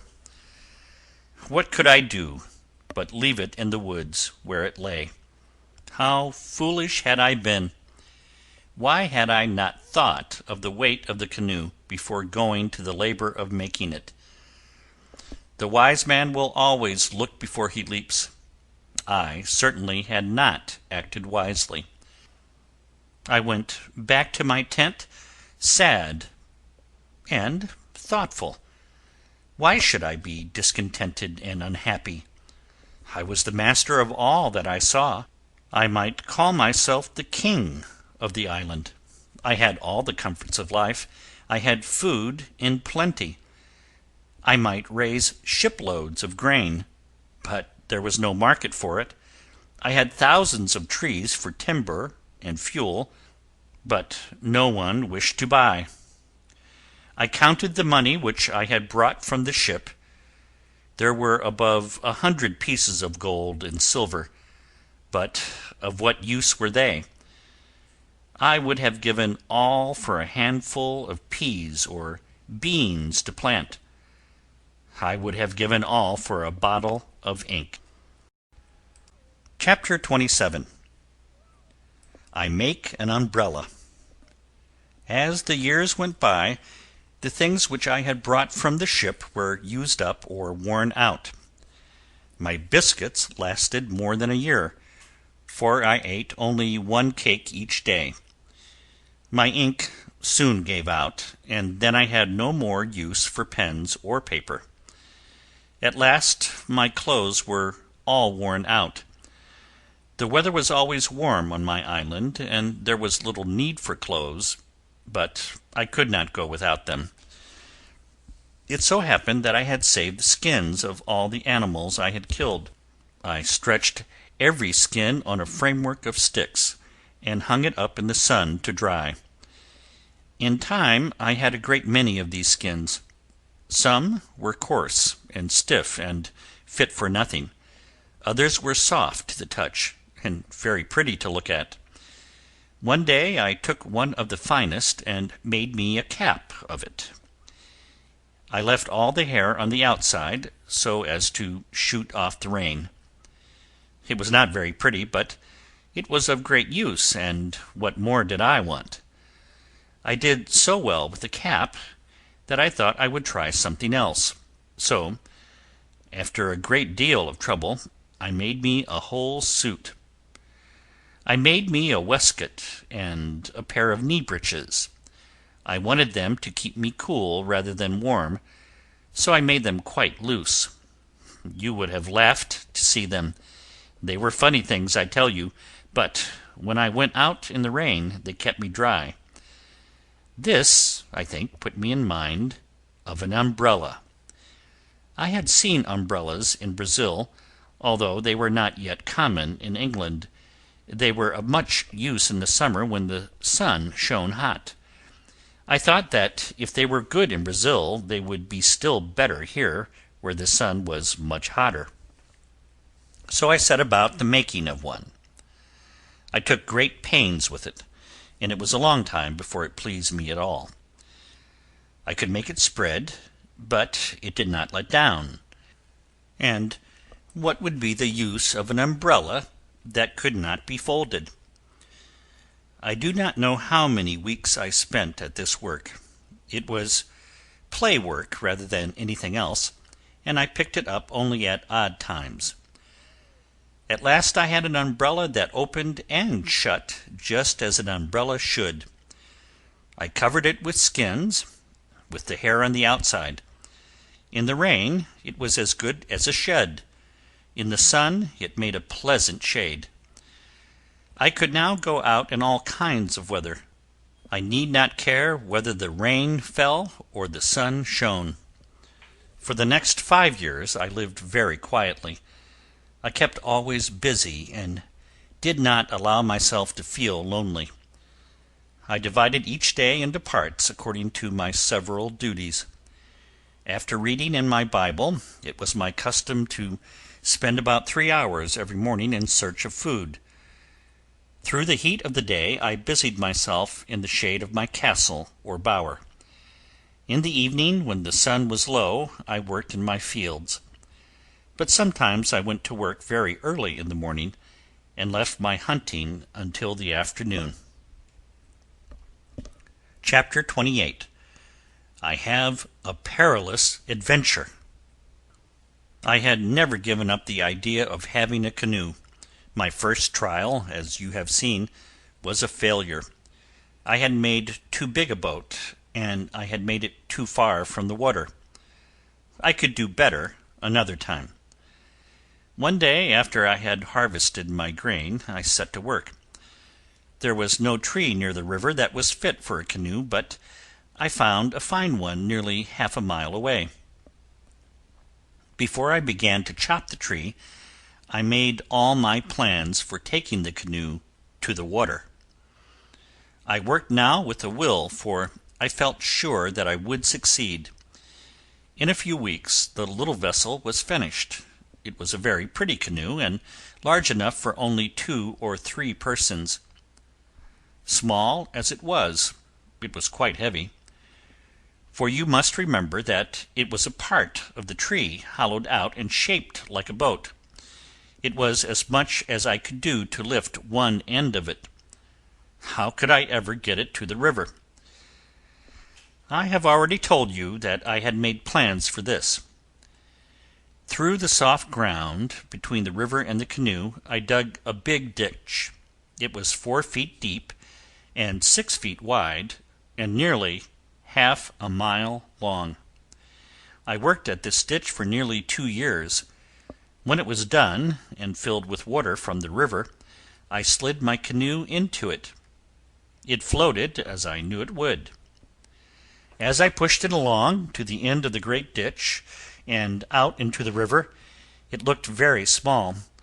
I could never hope to make a long voyage in it, but I could sail round the island, and make little journeys close to the shore. Before starting out, I put up a mast in the prow of the canoe, and made a sail for it, of a piece of the ship's sail that I had kept with great care. Then at each end of the little vessel I made lockers, or small boxes, in which I put a supply of food and other things that I would need on my voyage. On the inside of the vessel I cut a little long, hollow place or shelf, where I could lay my gun, and above this I tacked a long flap of goatskin to hang down over it and keep it dry. In the stern I set up my umbrella, so that it would keep the hot sun off of me while I was steering the canoe. Then every day I made short trips down the river to the sea and back again. Sometimes, when the wind was fair, I sailed a little way out, but I was afraid to go far. At last I made up my mind for a voyage around the island. I filled my lockers with food. In one I put 2 dozen barley cakes and a pot full of parched rice. In the other I stored the hindquarters of a goat. I also put in powder and shot enough to kill as much game as I would need. On a day in November I set sail on my voyage. It proved to be a harder voyage than I had bargained for. In the first place, there were so many rocks along the shore that I sometimes had to sail for miles out into the sea to get around them. Then, when I was on the farther side of the island, I struck a furious current of water that was pouring round a point of land like the sluice of a mill. I could do nothing in such a current. My canoe was whirled along like a leaf in a whirlwind. The sail was of no use. The little vessel spun round and round in the eddies and was carried far out to sea. I gave myself up for lost. I was so far out that I could hardly see the low shores of my island. Suddenly I noticed that the canoe was only a little way from the edge of the current. Just beyond it the water was quite calm and smooth. I took up my paddle again and paddled with all my might. With great joy I soon found myself floating in quiet water. The wind was fair for the shore, and I set my sail again. The canoe sped swiftly back toward the island. I saw then that I was sailing midway between 2 strong currents. If I should be caught in either, I would again be carried out to sea.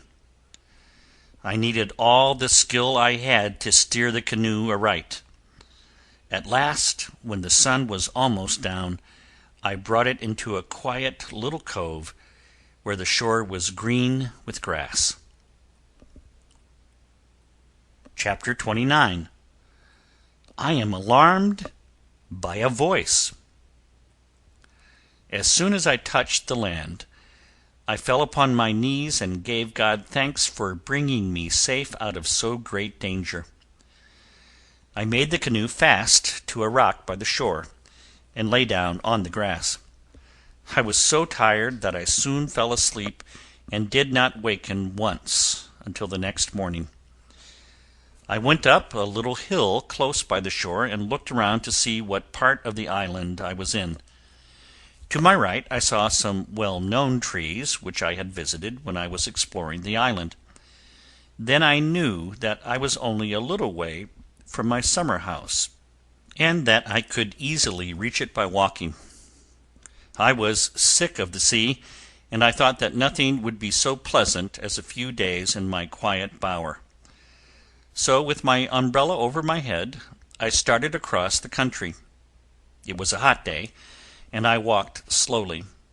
I stopped often to rest, and did not reach my summer house until it was growing dark. I saw that everything was standing just as I had left it, for I always kept it in good order. As soon as I got over the fence, I sat down to rest, and I was so tired that I fell asleep. Then, all at once, in the darkness, I heard a voice calling me, "Robin! Robin! Robin Crusoe!" I was so full of sleep that I did not wake up at once, but between sleeping and waking, I could hear somebody saying, "Robin Crusoe! Robin Crusoe!" I wondered who it could be, but I was still more than half asleep. Then the voice screamed in my ear, "Robin Crusoe!" I sprang to my feet. I was frightened almost out of my wits. Who in the world could be speaking my name in that place? No sooner were my eyes well open than I saw in the dim light of the moon my Poll parrot sitting on a post quite close to my shoulder. "Poor Robin Crusoe!" he said. "Poor Robin Crusoe!" He was looking down at me as though in pity. He was but repeating the words I had taught him.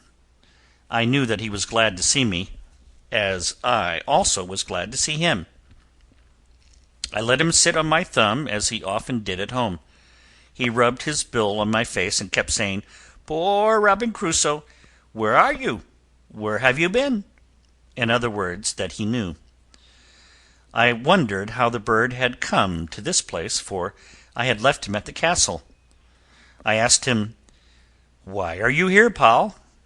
But he answered me only by saying, "Poor Robin Crusoe!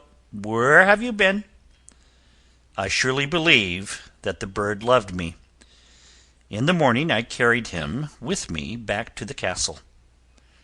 As for the canoe, I would gladly have brought it back to its place in the little river, but I was afraid of being caught in the furious currents, and so I left it in the safe cove on the other side of the island. Chapter 30. I am happy as a king. I had now had adventures enough for a time, and I felt very happy to be at home with my goats and other pets. A few years before, I had started with keeping 3 kids that I had caught. Now I had a herd of 43 goats, some of them young, some old. I kept them in 5 little fields that I had fenced at the foot of my castle hill. I never had any lack of meat, and I had plenty of milk too. Indeed, I had gone so far as to set up a little dairy, and sometimes my goats gave me a gallon or 2 of milk in a day. Before coming to the island, I had never milked a cow, much less a goat. I had never seen butter made, or even cheese, but I learned how to do everything of the kind, and now I had more butter and cheese than I could eat. After dinner it was my custom to go out for a stroll. How proud I was of my little kingdom! If you had seen me then, you would not have laughed, you would have been frightened, for a stranger-looking fellow you never saw. Be pleased to take a picture of me. On my head was a big cap made of goatskin. It was very tall and without shape. A flap hung down from the back of it to keep the rain off my neck. I wore a short jacket of goatskin and a pair of knee breeches of the same. I had neither stockings nor shoes, but I wore around my legs and feet some queer things that I called buskins. They were made of goatskin too, and were of great use when walking among briars or stones. Around my waist I had a broad belt of rawhide. I had no need of sword or dagger, and so I carried in this belt a little saw and a hatchet. Another belt, which hung over my shoulder, held my powder horn and shot pouch. On my back was slung a basket. On my shoulder was my gun. Above my head I carried my great, clumsy, ugly umbrella. My face was as dark as mahogany. It was tanned by the sun and browned by the hot winds. My beard was at one time a yard long, but I soon grew tired of it and cut it pretty short. Yet even then it looked grisly enough, I assure you. It is not a very handsome picture, is it? But do not blame me. I dressed as well as I could. I kept myself clean. I tried to be worthy of respect, even though no one saw me. I looked over my little kingdom and was proud and happy. You would have laughed to see me and my family when dinner time came. First there was myself, Robinson Crusoe, king of the island. I was the lord of everything I could see. Then, like a king, I dined alone, with my servants looking on. No one was allowed to talk to me but Poll Parrot, who sat on the back of my chair and waited for what I would give him. My dog was now so old and feeble that he could hardly stir. He sat always at my right hand and wagged his tail if I did but snap my finger. My 2 cats waited, one on each side of the table, to see what I would give them. These 2 cats were not the same that I had brought from the ship. Those were dead long ago, of old age, but they had left many kittens. Indeed, there had come to be so many cats that I was forced to drive them away. All but these 2 had gone into the woods and become very wild. Chapter 31. I learn to bake and am prosperous. I have already told you about farming, and of the difficulties under which I did my work. The thing which I wished to do most of all was to make good bread. I tried many plans, but it was several years before I could think of myself as a really good baker. My barley was very fine. The grains were large and smooth. When boiled a long time with a bit of goat's meat, they made good food. But they did not take the place of bread. Before bread could be made, the grains of barley must be ground into meal. I tried pounding them in a stone, but that was slow work. The stone crumbled into sand. My meal was worth nothing. I looked all over the island for a larger stone. All were alike. So at last I cut a large block of very hard wood. I rounded it on the outside with my hatchet. Then, partly by chopping, partly by burning, I made a hollow place in the end of it. Out of a piece of ironwood I made a heavy pestle or beater. I had now a very good little mill. In a short time I had crushed enough barley to make meal for a large loaf. It was easy to make the dough. I had only to mix the meal with water and knead it with my hands. I must not think of yeast to make the dough light. The baking part was the main thing, and the hardest to learn. At first I put my biscuits of dough in the hot ashes and left them there until they were baked. But I did not like these ash cakes very well. Then I tried another plan. I made 2 large earthen vessels. They were broad and shallow. Each was about 2 feet across and not more than 9 inches deep. These I burned in the fire till they were as hard as rocks and as red as tiles. I made also a hearth before my fireplace, and paved it with some square tiles of my own making, but perhaps I ought not to call them square. The hearth, when finished, was quite level and smooth. It was as pretty as I could have wished. Next I built a great fire of hardwood. When the wood had burned down, I raked the hot coals out upon my hearth. I left them there until the hearth was hot through and through. My loaves of dough were all ready. I swept the hearth clean, and then put the loaves down upon the hottest part of it. Over each loaf I put one of the large earthen vessels I had made. Then I heaped hot coals on the top of the vessel and all round the sides of it. In a short time I lifted the vessels and took out my loaves. They were baked as well as the best oven in the world could have baked them. By trying and trying again, I at last learned to bake almost everything I wanted. I baked cakes and rice pudding fit for a king, but I did not care for pies. I now felt quite contented and prosperous, for did I not have everything that I needed? I had 2 homes on the island. I called them my plantations. The first of these was my strong castle under the rock. I had enlarged it until my cave contained many rooms, one opening into another.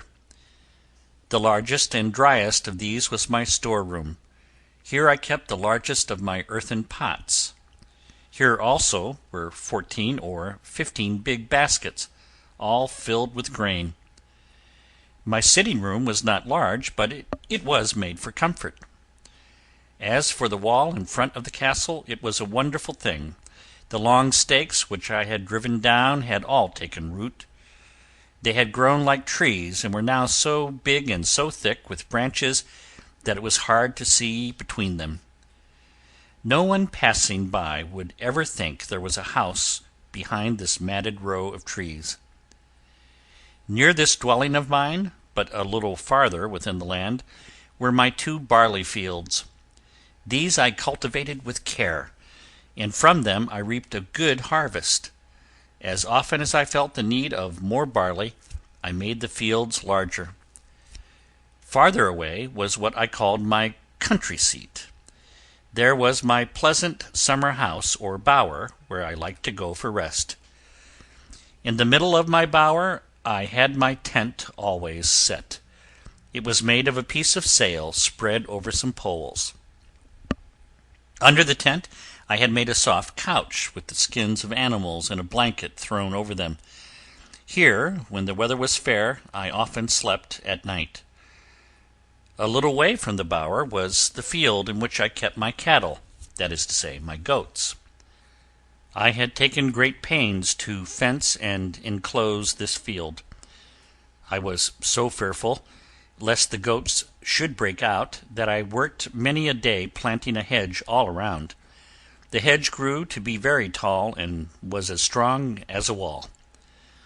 On the shore of the sea, some distance beyond my summer house, was the little inlet where I had laid up my canoe. Chapter 32. I see something in the sand. When the weather was fine, I often went over to the other side of the island to look at my canoe. Sometimes I spent several days at my summer house. Then, going over to where the canoe was kept, I took short sails along the shore. These little voyages gave me a great deal of pleasure. One morning, as I was going to the canoe, a strange thing happened. I was walking slowly along and looking down, and what do you think I saw? I saw the print of a man's naked foot in the sand. The sight made me cold all over. I stood like one that had seen a ghost. I looked around. I listened. I trembled. I went to the top of a little hill to look farther. Then I walked up the shore and down the shore. I saw no other tracks. I went back to make sure that I was not dreaming. Yes, there in the sand was the print of a man's foot. It showed the toes, the heel, and the sole of the foot. I was not dreaming. My mind was filled with 1,000 thoughts and questions. Where was the man who made that track? Who was he? How did he get there? I was so frightened that I did not go to the canoe. I turned back and went to my castle as fast as I could. Whether I went over by the ladder or through the hole in the rock, I do not know, but I shut myself up as quickly as I could and began to get ready to defend myself. That night I could not sleep. I lay in my hammock and thought and thought. The track must have been made by an Indian or some other wild savage. This savage had come perhaps from the land that I had seen far across the sea. Perhaps he had come to the island alone. Perhaps he had come with many others of his kind. But where was he now? I was so much afraid that I did not stir out of my castle for 3 days and nights. I was almost starved, for I had only 2 or 3 barley cakes in my kitchen. Little by little, I became brave enough to go out again. I crept softly down to my fields to milk the goats. Poor things, they were glad enough to see me. But every sound made me start and look around. I fancied that I saw a savage behind every tree. I lived for days like some hunted thing that trembles at its own shadow. And all this because I had seen the print of a foot in the sand. Little by little I grew bolder, and I made up my mind to strengthen my castle. If savage Indians could indeed come and find me, I would be ready for them. So I carried out earth and small stones and piled them up against the castle wall till it was 10 feet thick. I have already told you how strong it was at first, and how I had made a dense hedge of trees on the outside. It was now so strong that nothing could break through it. Through the walls at certain places I made 5 holes large enough for a man's arm to reach in. In each of these holes I planted a gun, for you will remember that I brought several from the ship. Each one of these guns was fitted in a frame that could be drawn back and forth. They worked so well in their places that I could shoot off all 5 of them in less than 2 minutes.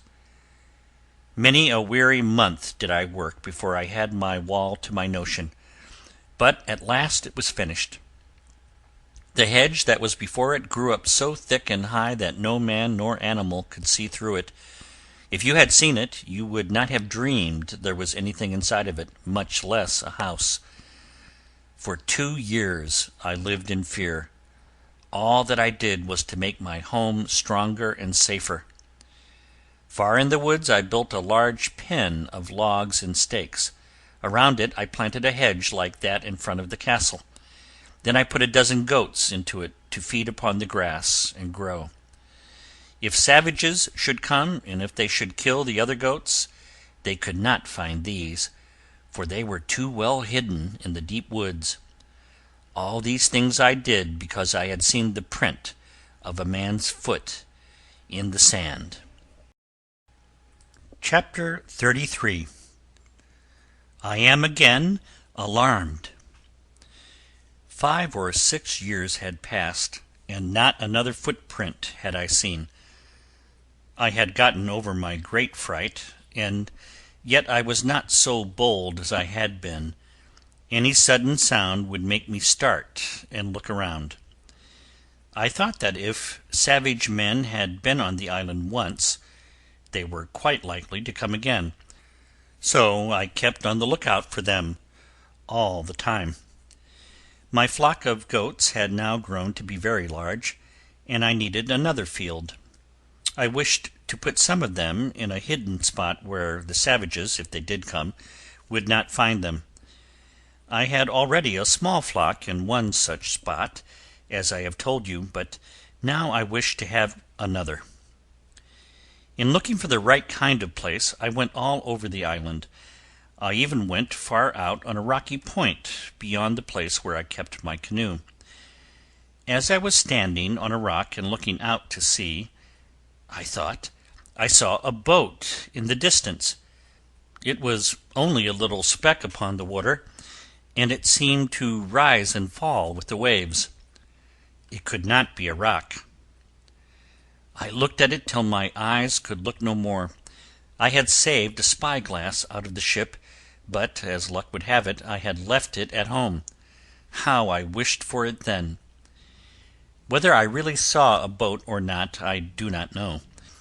But as I walked back along the shore, I made up my mind never to go out again without my spyglass. I walked slowly along, thinking of what I had seen. All at once I came upon that which made my heart stand still. On the sandy, sloping beach of a pleasant little harbor, I saw not only one footprint, but hundreds of them. I stood still, afraid to move. But the footprints were not all. The beach at one place was covered with bones and bits of flesh, as in a slaughterhouse. Some of the bones were quite fresh. Some had been charred with fire. Here the savages had been holding a feast, I said to myself. A little farther on I saw that a pit had been dug in the sand, and here they had had their fire. The ashes were still warm. I wondered what kind of feast these wild men had been having. There were savages on the mainland who were said to kill and eat the captives whom they took in war. Cannibals they were called.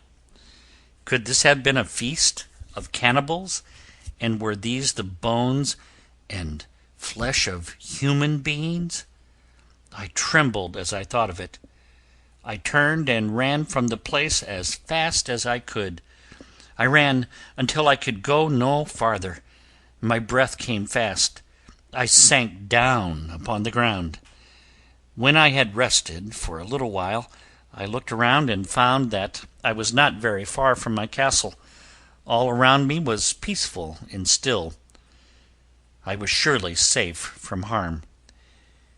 With tears in my eyes I knelt down and gave thanks to God. I thanked him that he had kept me alive and safe through so many years. I thanked him that I had been cast on the side of the island which was never visited by savages. I thanked him for all the comforts and blessings that were mine. Then I arose and went home to my castle. As I sat before my door that evening, I thought the whole matter over, and felt much easier in my mind. I had been on the island 18 years before I saw the first footprint. I had been there 23 years before I saw any other signs of savages. It was likely that many more years would pass before any harm should come to me. With these thoughts I lay down in my hammock and slept without fear. But it was a long time before I went again to the farther shore of the island. I did not even go to look after my canoe. The days went quietly by. I kept quite close to my castle, and busied myself with my goats and my grain. I was always on my guard, and never stepped out of doors without first looking around me. Chapter 34. I make a surprising discovery. Once every week I went into the woods to see the flock of goats that I had hidden there. I always carried my gun, but since my last great fright I did not dare to fire it off. I was afraid even to drive a nail or chop a stick of wood, lest some savages might be near enough to hear the sound. I was afraid to build a fire at my castle, lest the smoke should be seen. At last I carried some of my pots and kettles to my hidden field in the woods. I could do my cooking there much more safely than at my castle. Hardly had I put things in order there when I found something that made me very glad. What do you suppose it was? It was a cave, a real cave. The door into it was through a little hollow place at the bottom of a great rock. It was so well hidden that no one could have found it even by looking for it. Shall I tell you how I came upon it? I was afraid to make a smoke near my house, and yet I could not live without cooking meat. I tried all kinds of dry wood, and yet there was always some smoke. Then I thought I would try charcoal, but I must first make the charcoal. I found a place in the darkest part of the woods where the smoke would hardly rise to the top of the trees. There I built my charcoal pit. This was done in the following way. First I cleared off a round space about 10 feet in diameter. Here I dug out the earth till I made a pit about a foot deep. Then I cut a cord or more of wood and piled it up in this space. I piled it up until it was almost as high as my shoulders. I covered it a foot deep with earth and turf, leaving a small open place at the bottom. When this was done, I set fire to the wood through the hole in the bottom. It burned slowly. The wood became charcoal.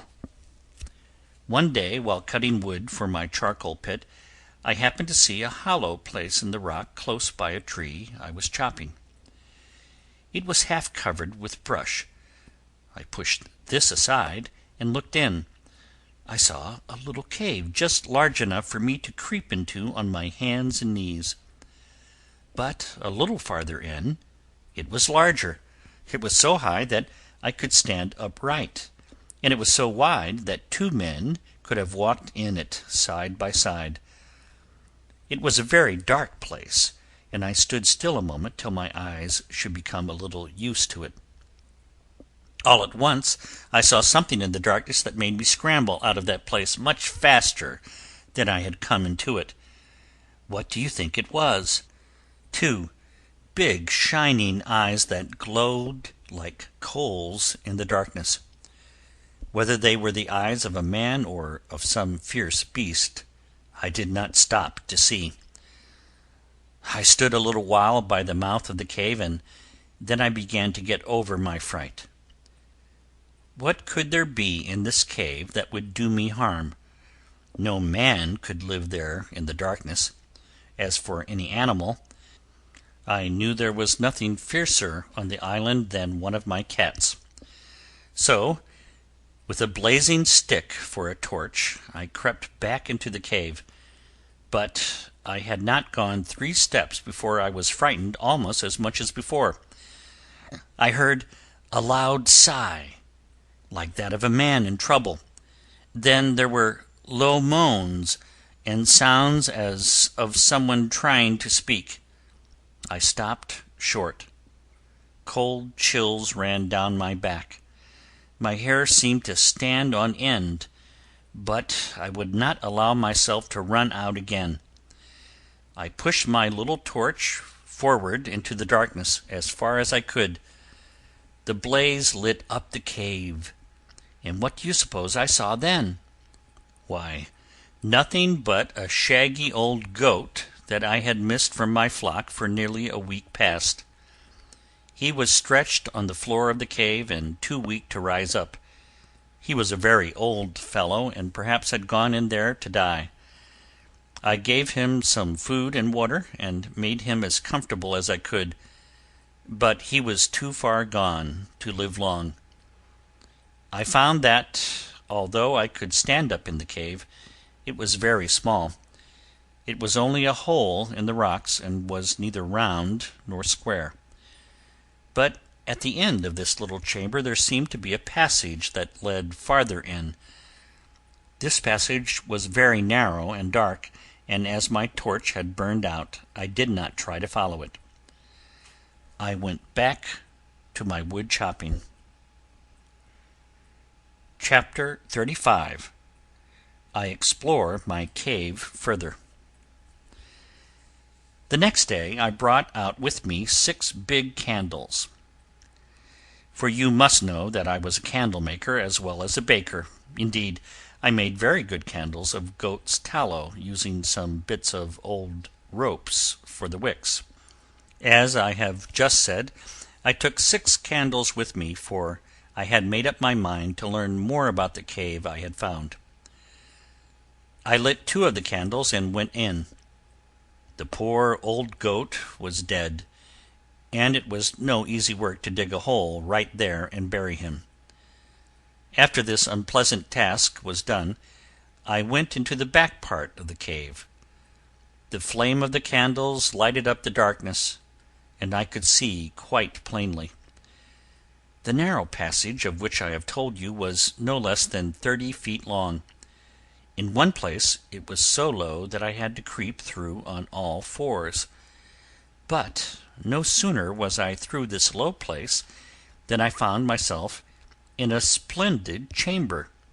It was large enough to shelter 100 men.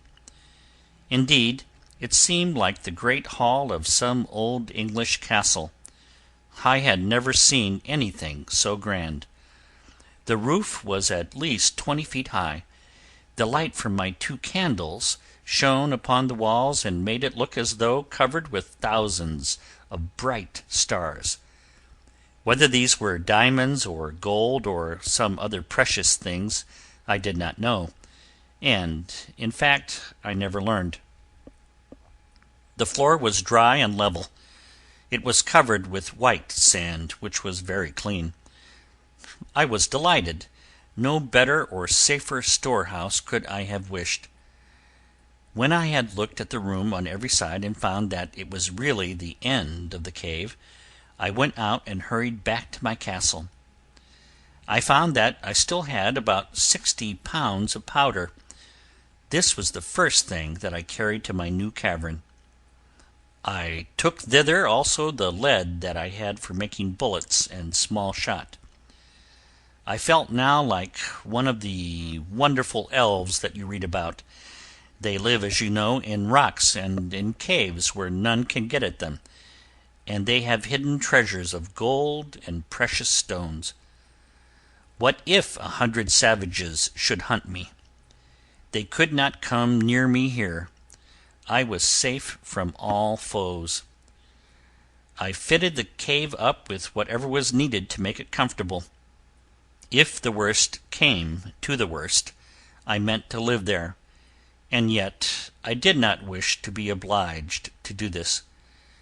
When everything was safe and snug, I laid some green branches over the entrance and went back to my castle.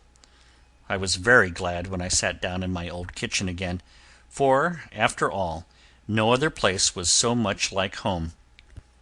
I had now been 23 years on this island. If it had not been for the fear of savages, I would have been the happiest man in the world. During all those years I had been very busy. I did not work all the time, as you know, but I amused myself in various ways. I spent much time with Poll, the parrot. He soon learned to talk so well that it was a pleasure to hear him. My dog had been my best friend and companion. He lived for 16 years and then died of old age. As for my cats, the woods were full of them. All ran wild except for the 2 that I kept in my castle. These were good mousers and fine pets. I had also several tame fowls. These I had caught near the seashore when they were young. I cut their wing feathers short and taught them to eat from my hand. I never knew what kind of birds they were, but they were large, almost as large as chickens. They lived among the hedge trees in front of my castle. They made their nests there and kept me well supplied with eggs. I did not need to keep any other poultry. Thus I lived very pleasantly in my island home. I would have been content to live there always, if I could have felt safe from savages. Chapter 36. I See Savages. Early one morning in harvest time, I went out to my grain fields to cut down some barley. The days were so very hot that it was pleasanter to rise before daylight and do the heavier part of my work before the sun was high. On this morning, of which I am telling you, I started out while it was still quite dark. I had been to the fields so often that I could have found the way with my eyes shut. As I went along, I was surprised to see a light far over toward my side of the island. I stopped and looked. It was plainly the light of a blazing fire. Who could have built a fire there? Surely none but savages. I was so much surprised that I stood still and wondered, what if those savages should find my grain fields? They would know at once that somebody had planted them, and they would never rest till they should find me. I could now see the blaze quite plainly. As the day dawned, I could also see the smoke rising above the trees. The fire was not more than 2 miles away. I hurried back to my castle as fast as I could run. I made everything on the outside of it look as wild as possible. I climbed over the wall and pulled up the ladder after me. I loaded all my cannon, as I called the guns, that I had placed in the wall. I put everything in order for a siege. Then I waited to see if any enemy would come near. 2 hours, 3 hours passed, and there was no sight nor sound that was at all uncommon. I began to wonder if, after all, the fire had been kindled by some accident and not by strange men. At last I could wait no longer. I set up my ladder against the side of the rock and climbed up to a flat place above my castle. I pulled the ladder up after me and then mounted to another landing. I pulled it up a second time, and it now reached to the top of the great rock. Here was the place I called my lookout. Very carefully I climbed up. I laid myself down upon the rock, and through my spyglass looked over toward the place where I had seen the fire.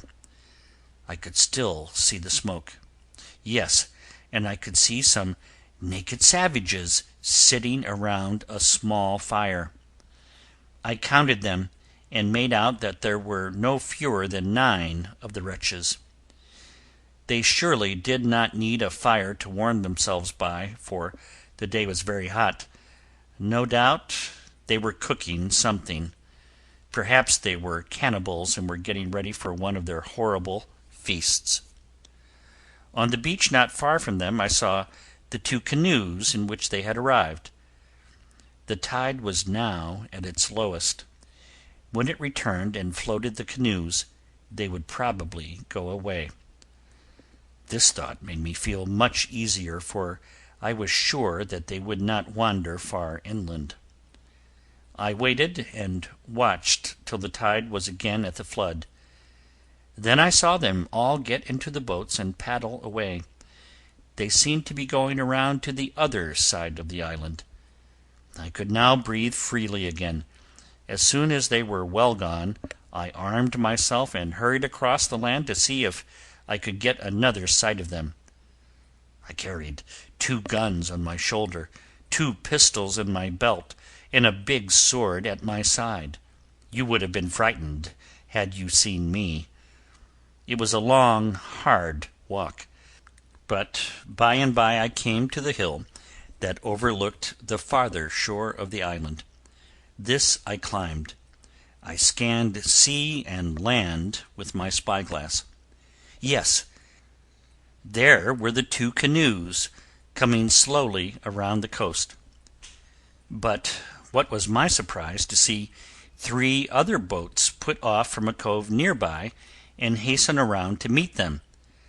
It seemed then that another party of savages had been feasting at the very spot where I had seen the first footprint in the sand.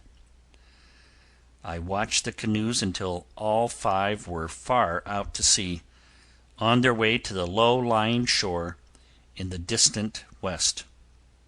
Then I went down to the place where the savages had been feasting. What a dreadful sight met my eyes! The sand was covered with blood and bones. No doubt some poor captive had been killed there and eaten. I made up my mind that if any other savages should ever come to my island for such a feast, I would not let them enjoy it. I gathered up the bones and buried them in the sand. Then I went slowly and sadly back to my castle. After that, I never felt quite safe at any time. I dared not fire a gun. I dared not build a fire. I dared not walk far from home.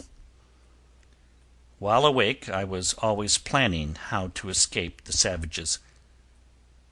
While asleep, I was always dreaming of dreadful things. Yet days and months passed by, and still no other savages came. Chapter 37. I Discover a Wreck.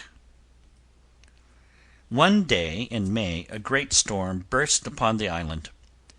All day and far into the night the rain fell and the wind blew, the lightnings flashed, and the thunder rolled.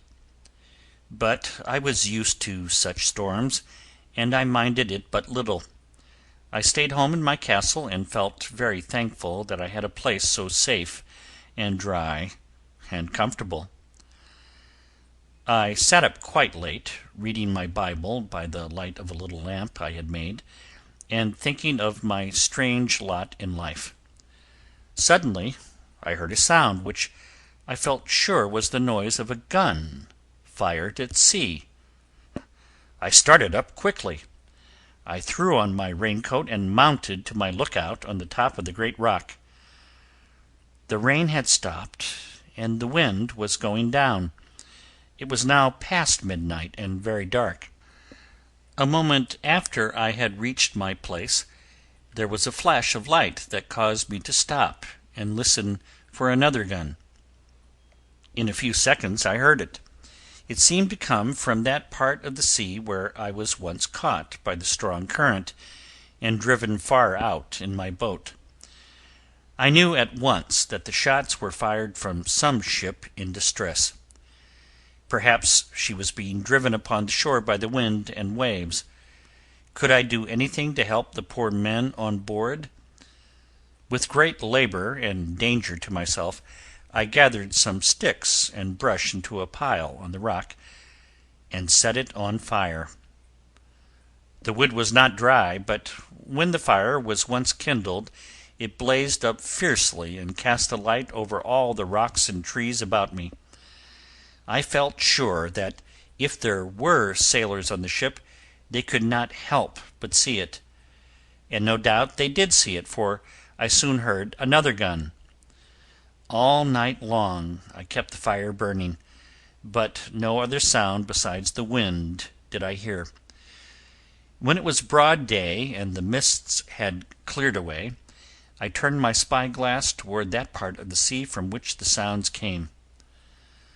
Far away from the shore there was surely something, but whether it was a wreck or a ship under sail, I could not tell. The distance was too great. I watched it from time to time all day. It did not move. It must be a ship at anchor, I said to myself. Early the next morning I took my gun and went down toward that side of the island where the current had once caught me. When I had come to the shore there, I climbed upon some rocks and looked out over the sea. The air was very clear now, and I could plainly see the ship. She was not at anchor. She was fast on some great rocks, of which there were many in that part of the sea. I saw that the masts of the vessel were broken, and that her hull was lying more than halfway out of the water. I thought of the sailors who must have been on board, and wondered if any had escaped. It seemed impossible that any could have reached the shore through the furious sea that was raging during the storm. "Oh, that one had been saved!" I cried as I walked up and down the shore. I wrung my hands, my lips were firmly set, my eyes were full of tears. "Oh, that one had been saved!"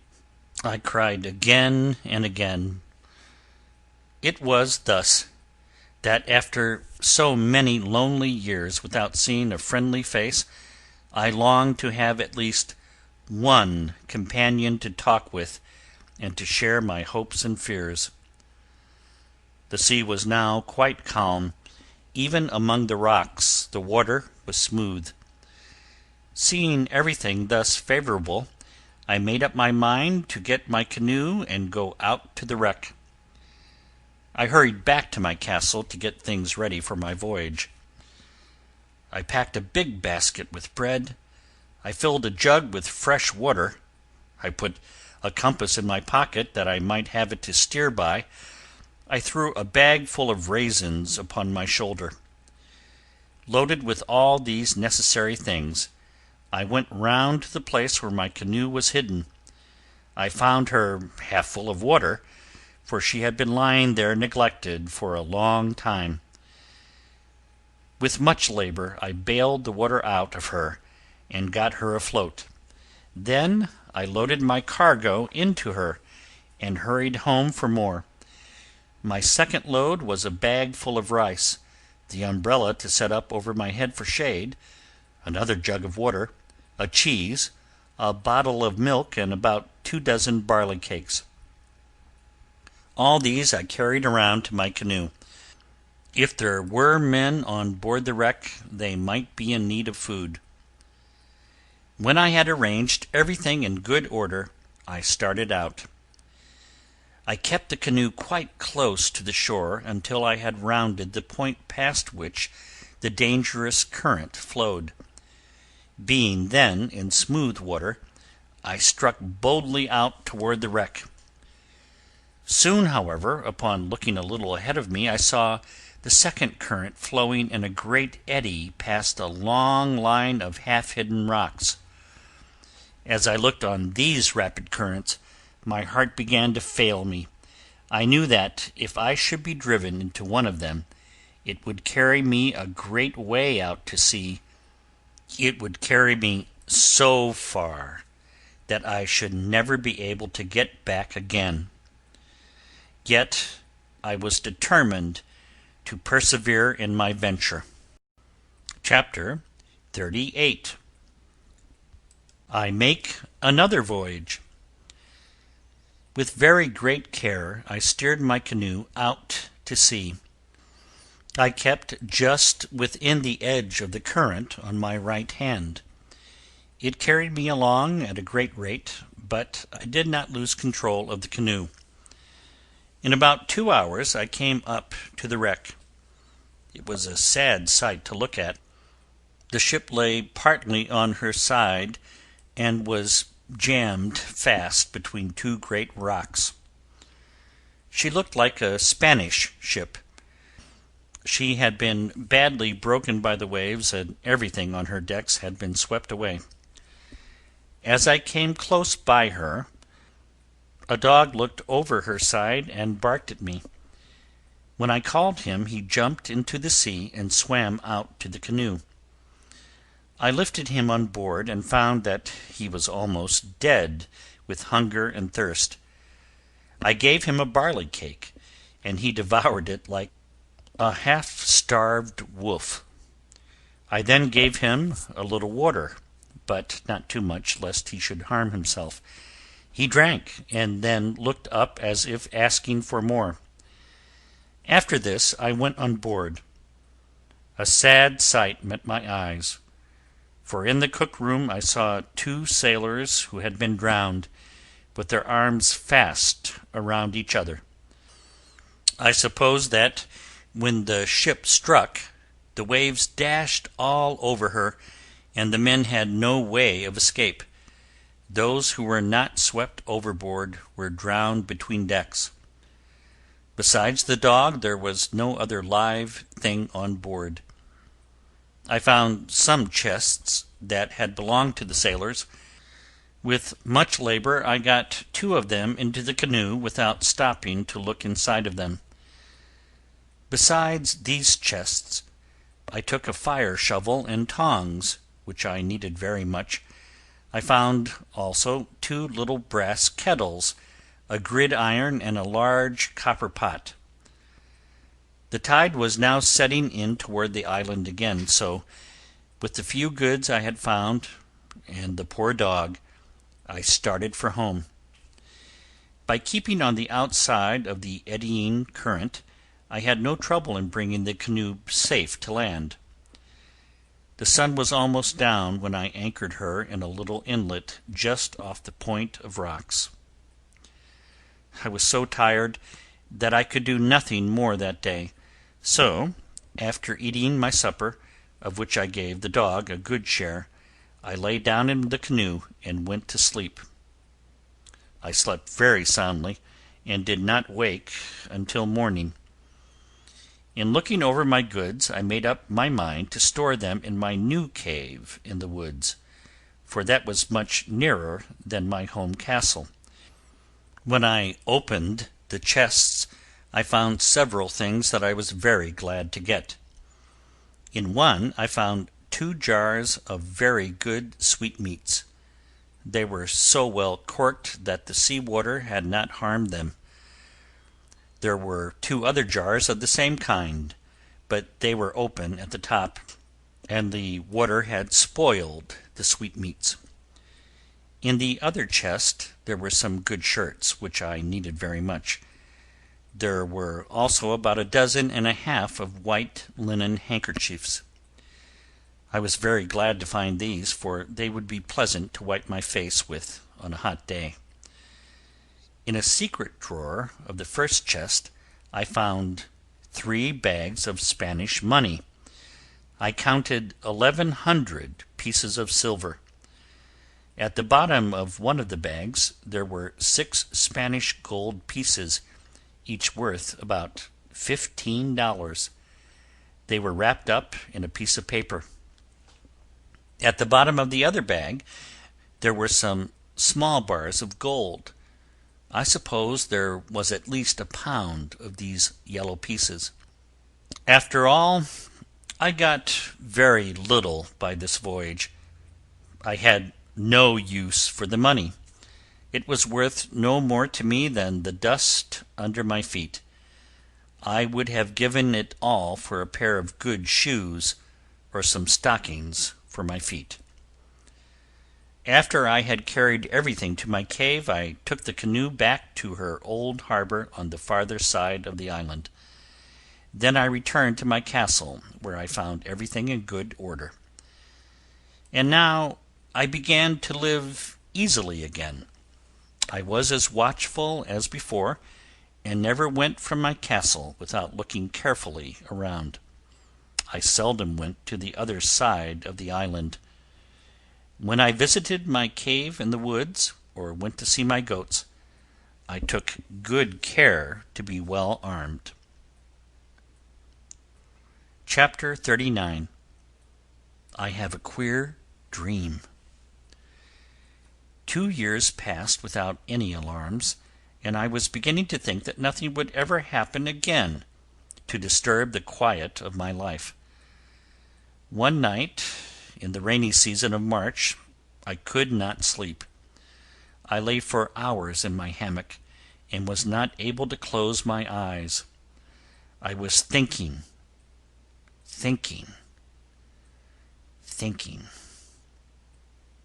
I thought of all that had ever happened to me both before and after my shipwreck. I thought of my first happy years on the island. I thought of the fear and care that I had lived in ever since I saw the first footprint in the sand. Then I thought of my great desire to see my native land once more, and to have my friends and companions with whom I could talk. These thoughts brought to mind the savages of whom I had so great a dread, and I began to ask myself 1,000 questions about them. How far off was the coast from which they came? Why did they come to my island from so great a distance? What kind of boats did they have? With such thoughts as these I lay awake until far in the night. My pulse beat fast, my breath came hard, my nerves were unstrung. At last, worn out by my very restlessness, I fell asleep. The same thoughts must have followed me into my dreams, but they took a different form. I dreamed that I was sitting on the seashore with my gun on my lap and my umbrella by my side. I was thinking.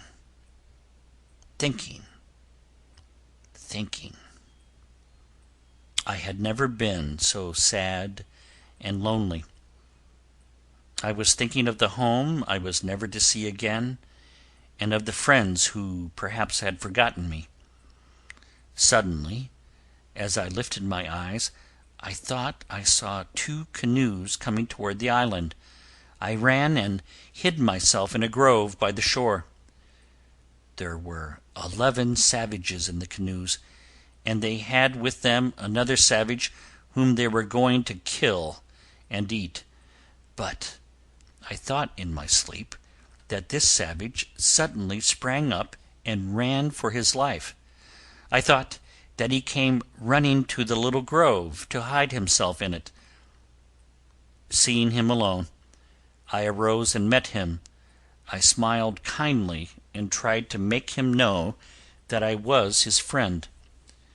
He threw himself on the ground at my feet. He seemed to be asking my help. I showed him my ladder, and I made him go up over the wall. Then I led him into my castle, and he became my servant. I thought, in my sleep, that I cried aloud for joy and said, "Now I shall escape from this place, for this savage will be my pilot. He will guide me to the mainland. He will tell me where to go and what to do. He will help me find my own people." This thought filled my mind with great joy, and while I was still rejoicing, I awoke. What a disappointment it was to find that it was only a dream. For several days I felt very sad. I was almost ready to give up hope. And then I remembered my dream, and I said to myself, if I could only get hold of a savage and teach him to love me, things might turn out just that way. He must be one of their prisoners, and I must save him from being eaten, for then it will be easy to win his friendship. This thought so fixed itself in my mind that I could not get rid of it. Waking or sleeping, I seemed to be always planning to get hold of a savage. At last I set myself about it in earnest.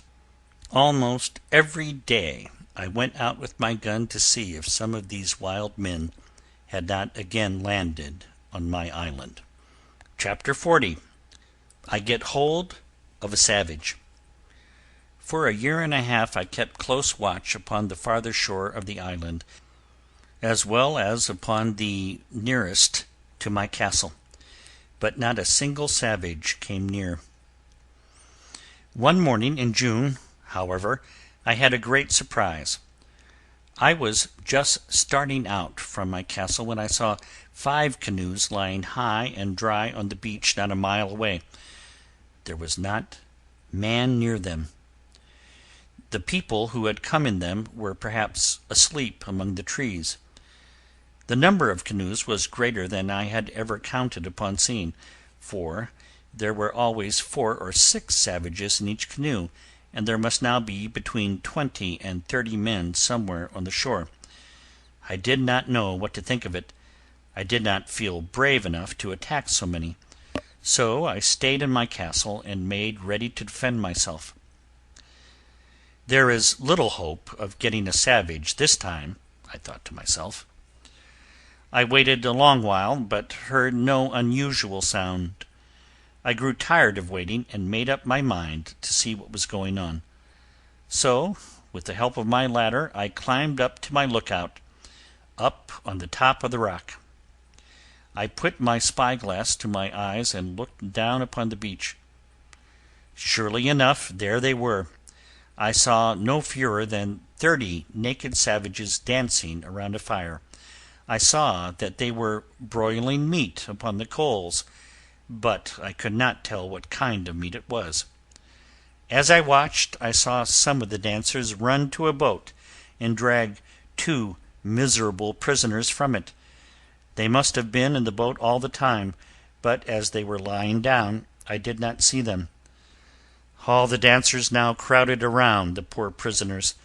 They knocked one of them down with a club, and then fell upon him with their knives.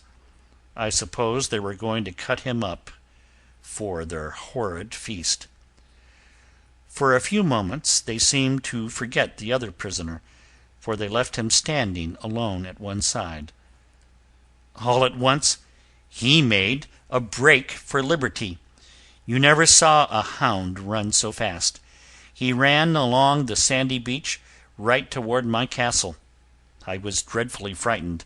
I thought that now my dream was coming true, and that he would surely hide in my grove.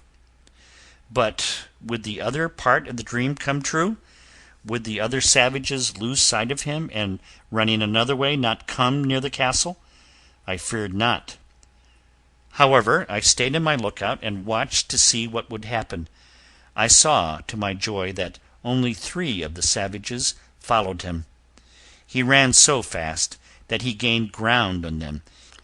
If he could hold out for 10 or 15 minutes, he would get away from them all. Between the savages and my castle there was the little river where I had first landed with my raft. If the poor fellow could not swim across this stream, he would surely be taken. I watched to see what he would do. To my surprise, the river did not hinder him at all. The tide was up, but he plunged in and with 20 or 30 strokes was across. I had never seen a finer swimmer. When his pursuers reached the stream, he was already far away. 2 of them jumped in and swam across. The other one stood still a minute, and then turned softly back. It was lucky for him that he could not swim. Now, thought I to myself, now is the time to get me a savage. In another moment I was down in my castle.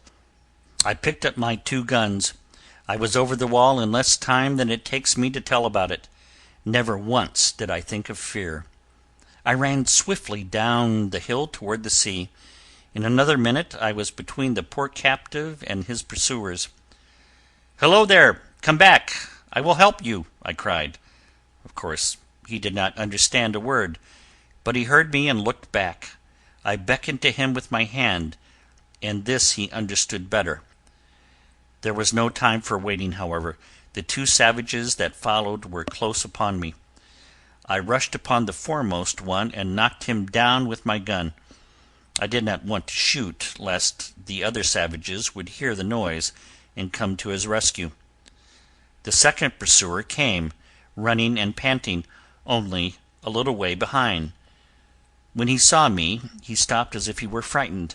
I ran toward him with my gun to my shoulder. As I came nearer, I saw that he had a bow and arrow and was taking aim at me. What could I do but shoot? He fell to the ground and never moved again. I now moved around to see what had become of the poor captive. I saw him standing still and gazing at me. The noise of my gun had frightened him so that he did not know what to do. I called to him, "Come here, my good fellow. I will not hurt you." But of course he did not understand. Then I motioned to him with signs. He came a little way and then stopped. He came a little farther and stopped again. He was trembling like a leaf. No doubt he was afraid that he would be killed as his two pursuers had been. I spoke kindly to him, and made signs that I would not hurt him. He came nearer and nearer, trembling and kneeling down at almost every step. I smiled. I looked as pleasant as I could. I made still other signs. He came quite close to me. He laid his head upon the ground. He took hold of my foot and set it on his neck. This was his way of saying that he would be my slave forever. I took hold of his hand and lifted him up.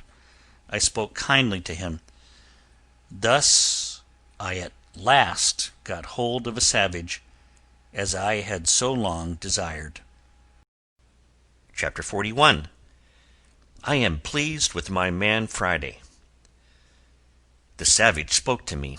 I could not understand his words, but they were very pleasant to hear, for it had now been more than 25 years since I had heard the sound of a man's voice. He pointed to the two savages who had been pursuing him. They were lying on the ground where they had fallen. Both were quite dead. He could not understand how I had killed the second savage when he was so far away from me. He made signs that I should let him see whether his enemy was really dead, or only pretending to be so. I told him, as well as I could, that he might go to him. He ran to the fallen savage and looked at him. He turned him first on one side and then on the other. He seemed very much puzzled. Then he picked up the savage's bow and arrows and brought them to me. I turned to go back to my castle and beckoned him to follow me. He stood quite still for a moment, and then pointed again to the bodies on the ground. By signs he asked me if he might bury them, lest the other savages should come up and find them there. I answered by signs and gave him leave. The work was quickly done. With a sharp stick and his big hands, he soon dug 2 big holes in the sand. He laid the bodies in them and covered them up. Then he smoothed the sand and patted it down so that no one could see that it had been touched. Having thus put the 2 savages out of sight, he turned to me again. I motioned him to follow me, but on second thought I did not go back to the castle. I led him far into the woods, to my new cave, of which I have told you. Once inside of that cave I felt safe. I gave the poor fellow some bread with a bunch of raisins to eat. I gave him also a drink of water from a jug, and he was so thirsty from running that he came near drinking it all. Then I showed him a place where I had put some rice straw with a blanket over it. It was quite a good bed, and I myself had sometimes slept upon it. He seemed to know that I meant for him to lie down there and rest. Soon he was fast asleep. He was a handsome fellow. He was tall, but not too large. His hair was long and black. His forehead was high and broad. His eyes were very bright. His face was round and plump. His nose was well-shaped. His lips were thin. His teeth were white as ivory. He was not black like that of an African. It was not yellow like that of some Indians, but it was a kind of olive color, very pleasant to look at. After he had been asleep about an hour, he awoke and came out of the cave where I was milking my goats. He made signs to show that he was glad to see me. Then he laid his head flat down on the ground and set my foot upon it as he had done before. This was his way of saying that he would do anything I wished. I understood him and told him by signs that I was well pleased with him. I spoke some simple words to him and tried to teach him what they meant. He was quick to learn and soon began to try to talk to me. I named him Friday, because it was on that day of the week that I had saved his life. He soon learned to call me master and to say yes and no in the right way. In the evening I gave him an earthen pot with some milk in it, and showed him how to sop his bread in the milk. I also gave him a barley cake, which he ate as though it was very good. All that night we stayed in the cave, but early the next morning I led him back to my castle. My first care was to learn whether the savages had left the island. I climbed to the top of the rock and looked around with my spyglass. I saw the place where the savages had been. I saw where they had built their fire. But they were not there. I could see no sign of them or of their canoes. It was plain that they had left the place. I gave my man Friday one of my guns to carry. In his right hand he held my sword, and on his back were his bow and arrows. I carried 2 guns myself, and thus armed we went boldly down to the beach. The sand was red with blood, and bones and bits of flesh were scattered all around. These I caused Friday to gather up and bury. We stayed on the beach for some time, but could find nothing more. Friday gave me to understand that there had been 3 other prisoners in the boats with him. I had no doubt that the savages had killed and eaten them all. The next day I made a tent for Friday to stay in. It was just inside of my castle wall, and in front of the door into my own sleeping room. As he had no clothes, I set to work to make him a suit. I gave him some linen trousers which had belonged to one of our sailors, and which I had not worn because they were too small. Then I made him a little jacket of goatskin, and from the skin of a rabbit I fashioned a very good cap that fitted his head quite well. You should have seen him when he was clothed. He was very proud, but oh, so awkward. He went around with a broad smile on his face. He tried to do everything that was pleasing to me, and indeed I was much delighted with him, for no man ever had a more faithful servant. Chapter 42. I teach Friday many things. When my man Friday had been with me 3 days, I took him out hunting. As we were going through some woods, I saw a wild goat lying under a tree with 2 young kids sitting by her. I caught hold of Friday. "Stop," I said. "Stand still." Then I took aim at one of the kids, shot, and killed it. The noise of the gun so frightened the poor savage that he did not know what to do. He shook like a leaf. He thought that I was going to kill him. He did not see the kid I had shot. He threw himself at my feet. Although I could not understand a word he said, yet I knew that he was begging me to have pity on him. And indeed I did pity him, he was so frightened. I took him by the hand and lifted him up. I laughed at him and pointed to the kid that I had killed. When he saw it and understood me, he ran to fetch it. Going on through the woods, I saw a big bird sitting on a tree. I thought it was a hawk. "See there, Friday," I said as I pointed to it. Bang went my gun. The bird fell to the ground. It was not a hawk, but a parrot. Friday was amazed. He looked at the gun and trembled. For a long time he would not touch a gun. He would look at it and talk to it. He would say in his own language, "O wonderful thing, do not kill me, do not kill me." We found nothing more in the woods that day. Friday carried the kid home, and I took off its skin and dressed it. Then I stewed some of the best pieces and made some good broth. At dinner I gave some of the broth to my man. He liked it very well, but he could not bear salt in it. I tried to show him that food was best with a little salt, but he did not think so, and he would never eat meat that was salted. The next day I set Friday to work. I had him thrash some barley for me and grind the grains into meal, as I had always done. He did his work very well. Then I let him see me make some bread and bake it. He learned very fast and soon could cook and keep house as well as anyone. Little by little I taught him how to work on my farm. We fenced another field and sowed more barley, for now there were 2 mouths to feed instead of 1. Very soon Friday learned to talk quite well. He learned the name of everything he saw. He was very quick, and I took pleasure in teaching him. I told him all about gunpowder and guns, and showed him how to shoot. I gave him a knife, which pleased him not a little. I made him a belt and gave him a hatchet to carry in it. I told him about the countries on the other side of the great ocean, and I told him something of my own history. Little by little I explained how my people traded in great ships, and how my own ship had been wrecked on the coast of this island. Thus, between working and teaching, I forgot all my fears.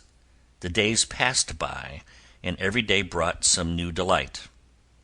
It was the pleasantest year of my life. I often asked my man Friday to tell me about his own country.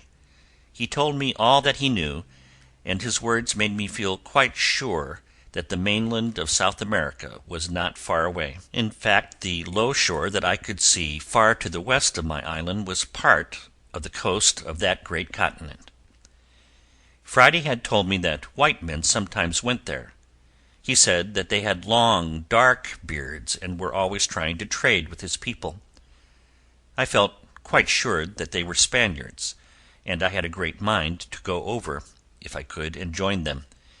Indeed, my whole mind was set on seeing some of my own people again. I thought that if I could only get to the mainland, I would find some way to reach England, or at least some place where Englishmen lived. At last I told Friday that I would give him a boat to go back to his own country. This was part of my plan for getting away from the island. I took him over to the other side of the island and showed him my canoe. We cleared it of water, and then took a short sail in it. Friday could paddle very well. "Now, Friday," I said, "shall we paddle across the sea to your own country?" He looked very dull at my saying this, and I saw that he thought the canoe was too small. "Well," I said, "I have a bigger boat. I will show it to you tomorrow." The next morning, therefore, I took him to see the first boat I had made, and which I could not get to the water. He said it was big enough, but it had been lying on the ground for 23 years and was rotten. "We will make a new boat, Friday," I said. "We will make one as big as this. Then you shall go to your old home in it." He looked very sad. "Why are you angry with Friday?" he asked. "What has he done?" I told him that I was not angry, and asked him what he meant. "Not angry? Not angry?" he cried. "Then why do you want to send Friday away to his old home?" "Why, Friday," I said, "didn't you say that you wished you were there?" "Yes, yes," said he, "Friday wishes both were there, but not Friday without his master." "But what would I do there?" I asked. "I could do nothing." "Oh, yes, master," he answered very quickly. "You could do much. You could teach wild mans to be tame, to know God, to live right. You could do much." "No, Friday," I said, "you shall go without me. Leave me here to live by myself, as I did before." He looked very sad. Then, all at once, he ran and picked up a hatchet. He brought it and gave it to me. "What shall I do with this?" I asked. "You take it. Kill Friday," he said. "Indeed?" I said. "And why shall I do that?" "Then why do you send Friday away?" he said. "Better kill than send away." The tears stood in his eyes as he spoke. I saw that he loved me and would always stand by me. So I told him that I would never, never send him away, and that he should always stay with me. You should have seen his eyes brighten. Chapter 43. I Make a New Boat. I made up my mind to begin the new boat at once. So the next Friday I went with Friday to find a good tree. There were trees enough on the island to build a fleet, but I must find one that was close to the water, so that we could launch the boat when it was made. At last Friday found one. He knew better than I what kind of wood was best for making a boat. It was an odd-looking tree, and to this day I do not know its name. Friday chopped it down. He cut off a part of it for the boat. He wished to build a fire on the top of it and thus burn out the hollow part of the boat. But I showed him a better way, to chop it out with hatchets and chisels. In about a month it was finished. With our axes we cut and hewed the outside till it was in a very good shape. Then we worked hard for 2 weeks to get the boat into the water. But when she was in, how well she floated! She would have carried at least 20 men. It was wonderful how well Friday could manage her. It was wonderful how fast he could paddle. "Now, Friday," I said, "do you think she will carry us over the sea?" "Yes, master," he said, "she will carry us even in the worst wind." My next care was to make a mast and a sail, and to fit the boat with an anchor and a rudder. It was easy enough to get the mast. I had Friday cut down a tall young cedar that grew near the place. He shaped it and smoothed it, and made as pretty a mast as you would wish to see. As for the sail, that was another thing. I had old sails, or pieces of old sails, in plenty, but they had been lying in this place and in that for 26 years. It would be a wonder if they were not all rotten. After a long search I found 2 pieces which I thought would do. I set to work, patching and stitching. It was slow work without needles, you may be sure. At last I had a 3-cornered, ugly thing, like a shoulder of mutton sail, to be put up with a boom at its bottom part. I had also a little short sprit to run up at the top of the mast. It took 2 months to make the sails and the rigging as I wished. Then I put in a rudder to steer the boat. I was a poor carpenter, and I made a pretty rough job of it. Friday knew how to paddle a canoe as well as any man, but he knew nothing about a sail. He had never seen a boat steered by a rudder. We made several little voyages near the island, and I taught him how to manage everything about the boat. Much as I wished to go back to my own people, I could not make up my mind to try the long voyage across to the mainland. I had now been on the island 27 years. My man Friday had been with me about 2 years, and these had been the happiest of my life. I had everything to make me comfortable and happy. Why should I wish to go away? I had a great longing to see my native land again, to talk with people of my own race, perhaps to visit my kindred once more. This longing I could not get rid of, day or night. But now new thoughts came into my mind. I felt that in some way I would soon escape from the island. Indeed, I was quite sure that I would not stay there another year. I cannot tell you what made me feel that way, but I seemed to know that some great change in my life was near at hand. Yet I went on with my farming as before. I dug, I planted, I reaped, I gathered my grapes. I did everything just as though I had no such thoughts. My man Friday was the truest of helpers. He did all the heavy labor. He would not let me lift my hand if he could help it. The rainy season at last came upon us, and this put an end to most of our outdoor work. We took our new boat to a safe place some distance up the little river, above the point where I had landed my rafts from the ship. We hauled her up to the shore at high water mark, and there Friday dug a little dock for her. This dock was just big enough to hold her, and it was just deep enough to give her water to float in.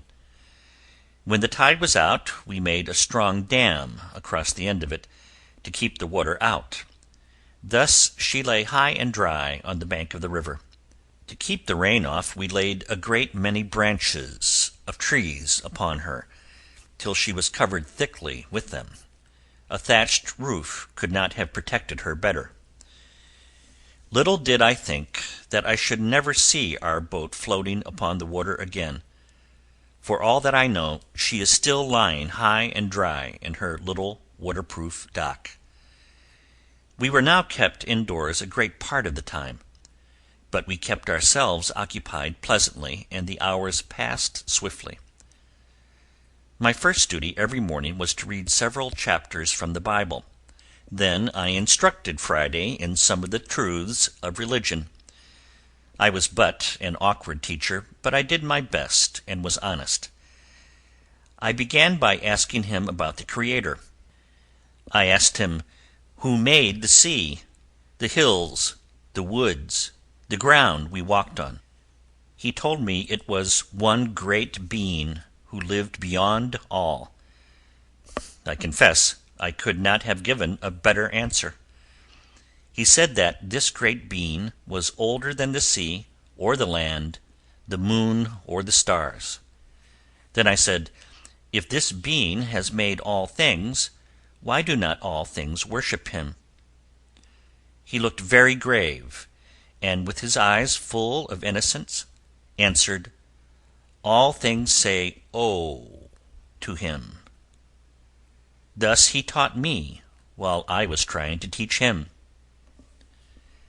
Chapter 44. I See a Strange Sail. I pass over some wonderful things that happened during my last year on the island, for I must not make the story too long. I was fast asleep in my castle one morning, when Friday came running in. "Oh, master, master!" he cried. "A boat! A boat!" I jumped up and went out as quickly as I could. I was in such haste that I forgot to carry my gun with me. I looked toward the sea. About 3 miles from the shore I saw a strange boat coming to the island. It carried a leg of mutton sail, and was coming swiftly with the wind. Surely, I thought, this is not the kind of boat that savages sail in. Then I saw that it was coming not from the open sea on my side of the island, but from around a point on the south shore. I ran back to my castle and told Friday to stay inside and keep quiet till we could learn whether the people in the boat were friends or foes. Then I climbed up to my lookout on the top of the great rock. I looked out toward the south shore, and there I saw a ship lying at anchor. As nearly as I could guess, it was about 5 miles from my castle, and at least 3 miles from the shore. It looked just like an English ship, and the boat was surely an English longboat. I cannot tell you how glad I was at the thought that some of my own countrymen were so near. Yet I felt strange fears, and so made up my mind to be very cautious. In the first place, what business could an English ship have in these seas? The English had no lands in this part of the world. They would not come here to trade. There had been no storms to drive the vessel to this place. The more I thought of the matter, the more I doubted. If these people were indeed English, they must be here for no good purpose. By this time the boat was quite near the shore. I could see the men in it quite plainly. They looked like Englishmen. As they came in, the tide was at its highest, and so they ran the boat far up on the beach about half a mile from me.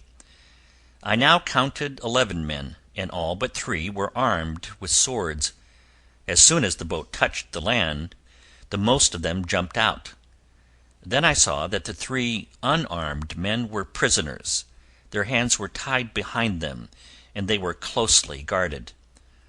As they were led on shore, they seemed in great distress, as though begging for their lives.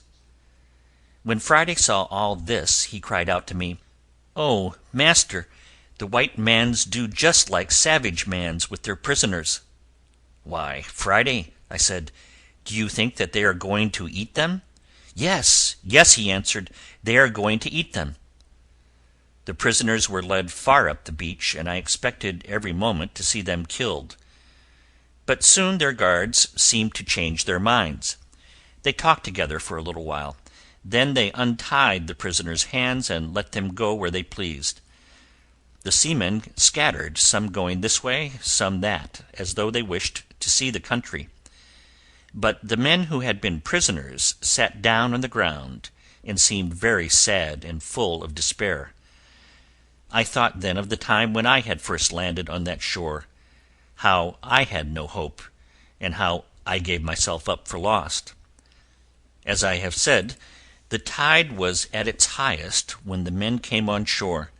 They rambled around until it had flowed out, and left their boat high and dry on the sand.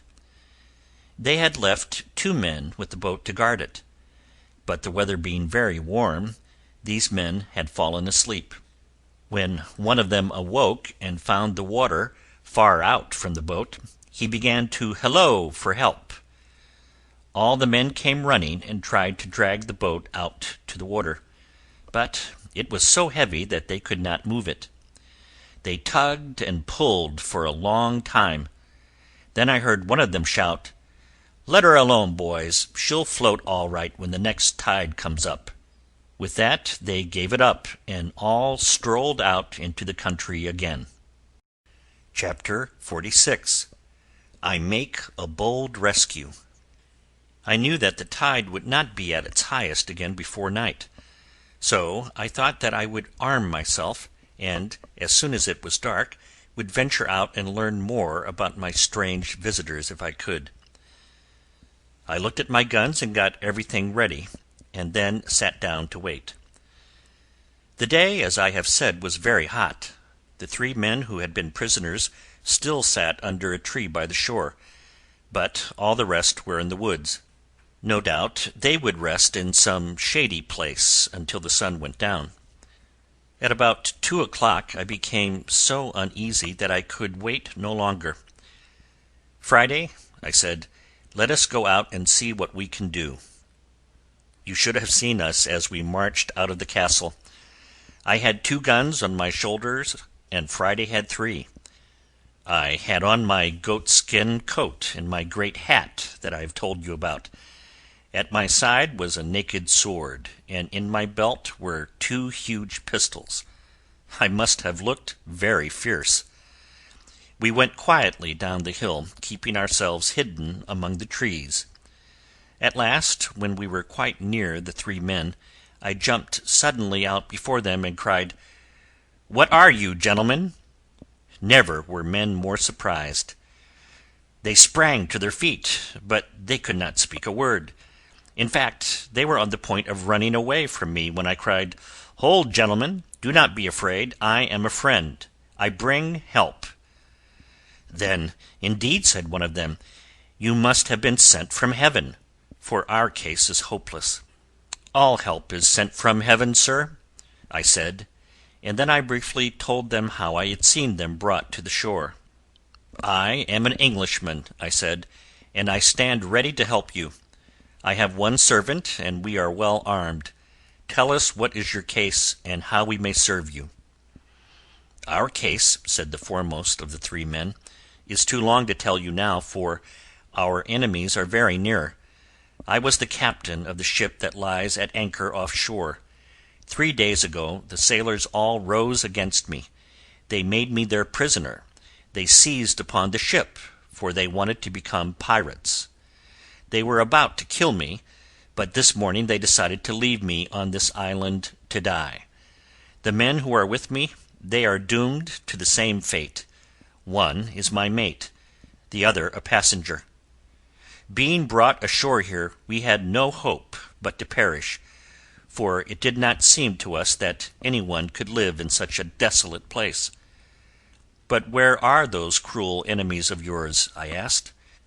"Do you know where they are gone?" "They are there, sir," he said, pointing to a grove not far away. "They are sleeping in the shade. If they should wake and see you with us, they would kill us all." "Have they any firearms?" I asked.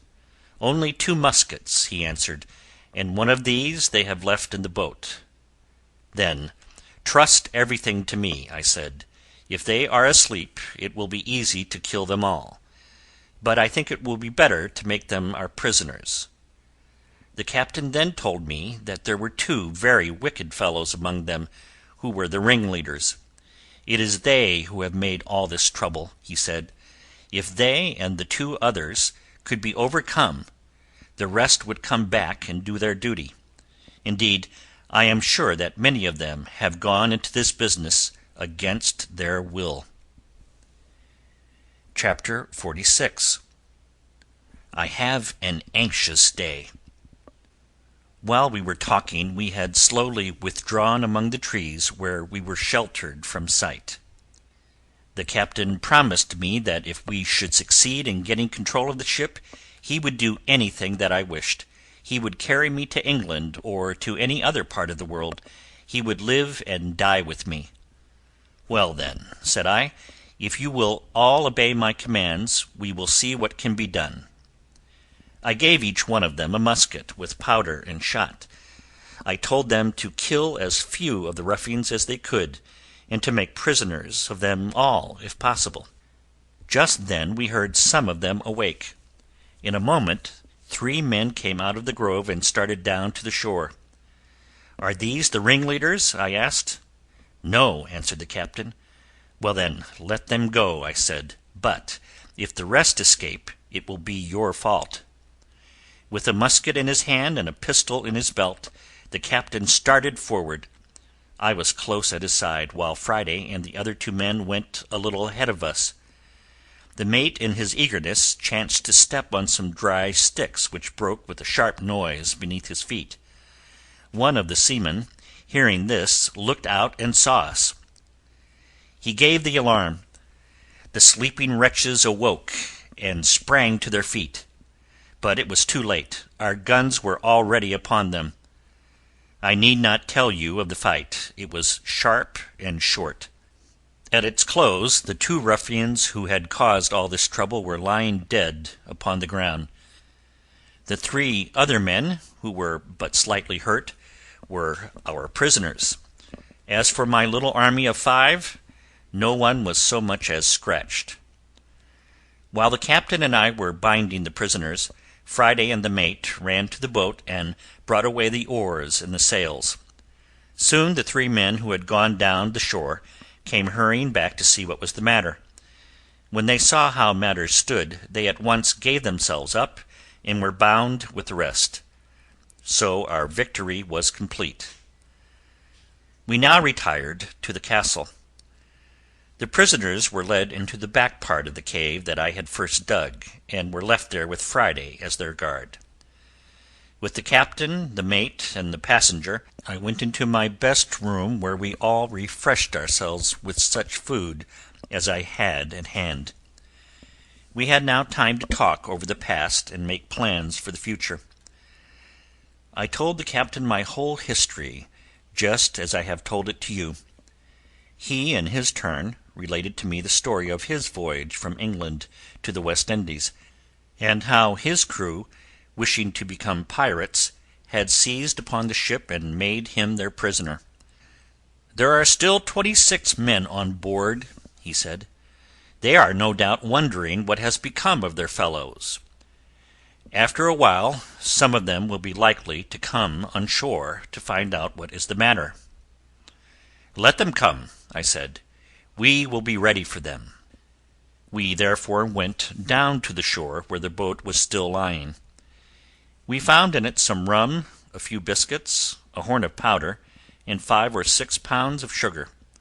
This last was very welcome to me, for I had not tasted sugar for several years. All these things were carried on shore. Then we knocked a big hole in the bottom of the boat. To tell the truth, I had but little hope that we would ever recover the ship, but I thought that after she had sailed away we might repair the boat. Then we could no doubt make our way to the Spanish settlements on the mainland. About an hour before sunset we heard a gun fired from the ship. "It is as I told you," said the captain. We saw a signal waving from the mast. Then several other shots were fired. At last, when there was no answer either to the signals or to the guns, there was a great stir on board, and the other boat was launched. I watched them with my spyglass. As the boat neared the shore, we saw that there were 10 men in her, and that they were all armed with muskets.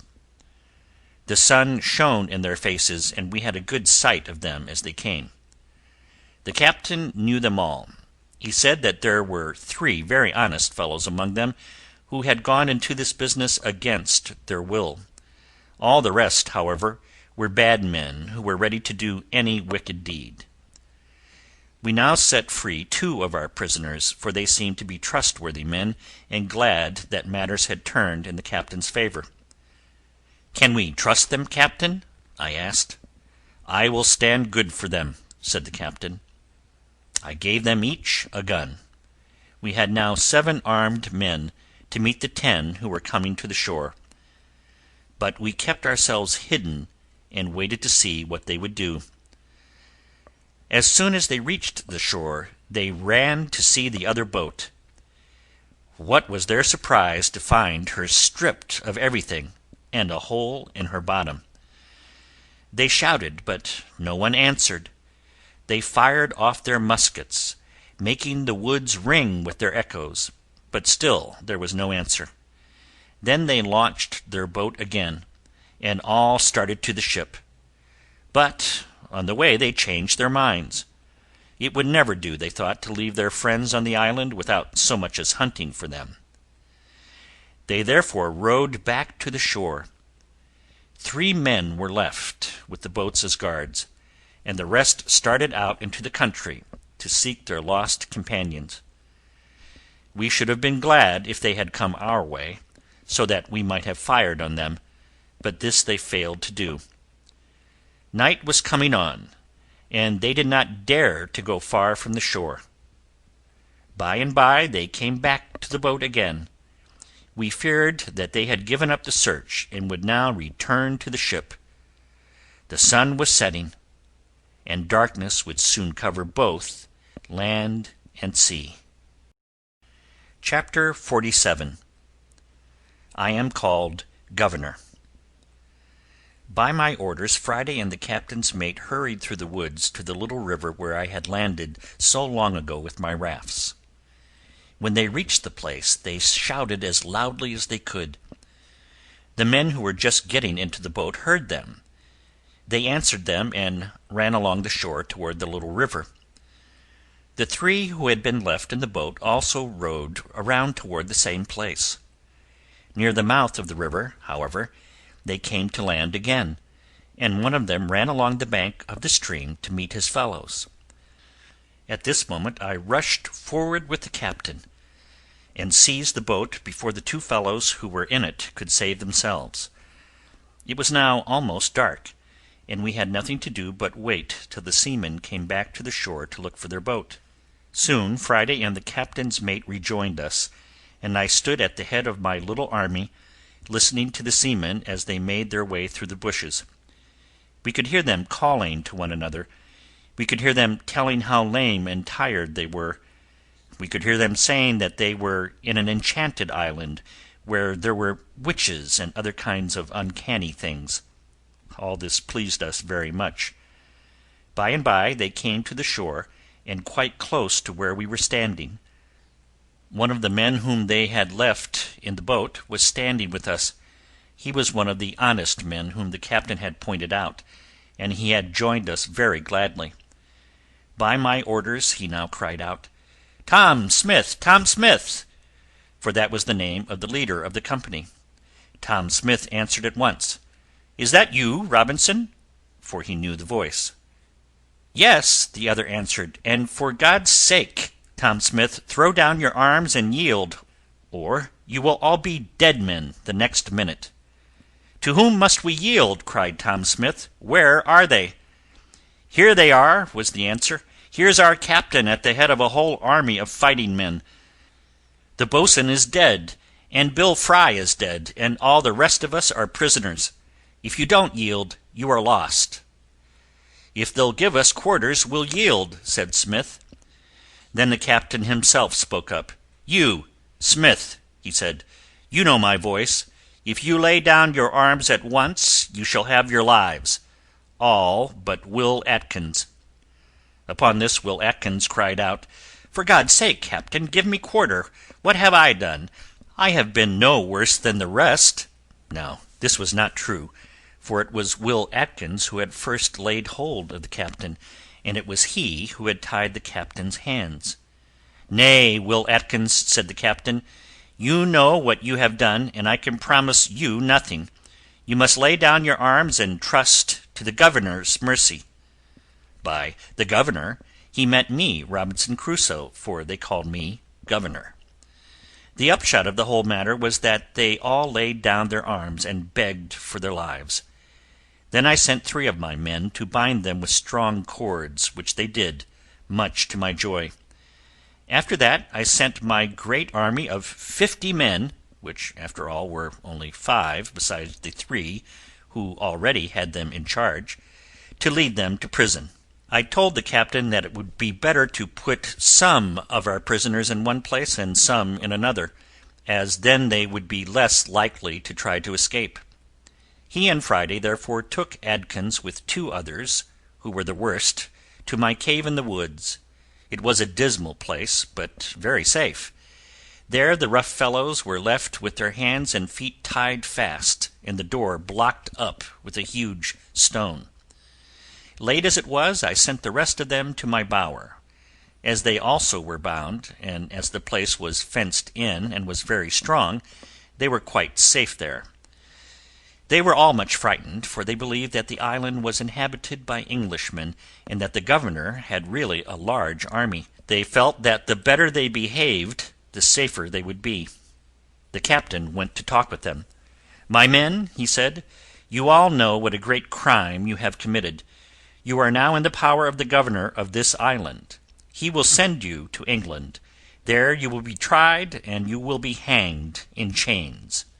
At these words they turned pale and groaned, for they were but young men, and had been led into this by the 4 or 5 ruffians who were the ringleaders. "Now, my men," the captain went on, "you know that I have always been kind to you." "Certainly you have," said Tom Smith. "Aye, aye," cried all the rest. "Well, then," said the captain, "it grieves my heart to see you in this hard case. The ship, as you know, still lies at anchor off the shore. It is still held by some of the ruffians who brought this trouble upon us. If I should persuade the governor to set you free, what say you? Would you help me retake the ship?" "Aye, aye," they all cried. "We would stand by you to the end, for we should then owe our lives to you." "Well, then," said the captain, "I will see what I can do. I will go and talk with the governor." The matter was soon arranged. The captain was to choose 5 of those he thought would be most faithful. These were to help him retake the ship, but the rest were to stay in prison as hostages. If the 5 behaved themselves well, then all were to be set free. If they did not behave, then all were to be put to death. These were the governor's orders. It was then agreed that the captain, with all the men he could trust, should go out to the ship. I and my man Friday were to stay on shore to watch the prisoners. The hole in the bottom of the longboat was soon mended. 4 men, with the passenger as their leader, went out in this. The captain, with 5 men, went out in the other boat. It was after midnight when they reached the ship. The men on board were taken by surprise, for they thought that these were their friends who were but just then returning to the ship. They even threw down a rope to them and helped them on board, never suspecting that anything was wrong. The whole business was well managed. The second mate and the carpenter, who were among the leaders in the plot, were soon overpowered. The rebel captain, the worst of the crew, was asleep in his berth. He sprang up and showed fight. He shot 3 times at the captain's party, wounding the mate, but touching no one else. The mate, wounded as he was, raised his musket and fired.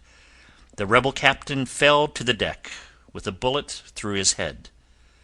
The rest, seeing that they were without leaders, fell upon their knees and begged for their lives.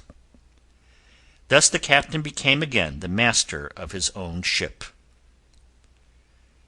Chapter 48.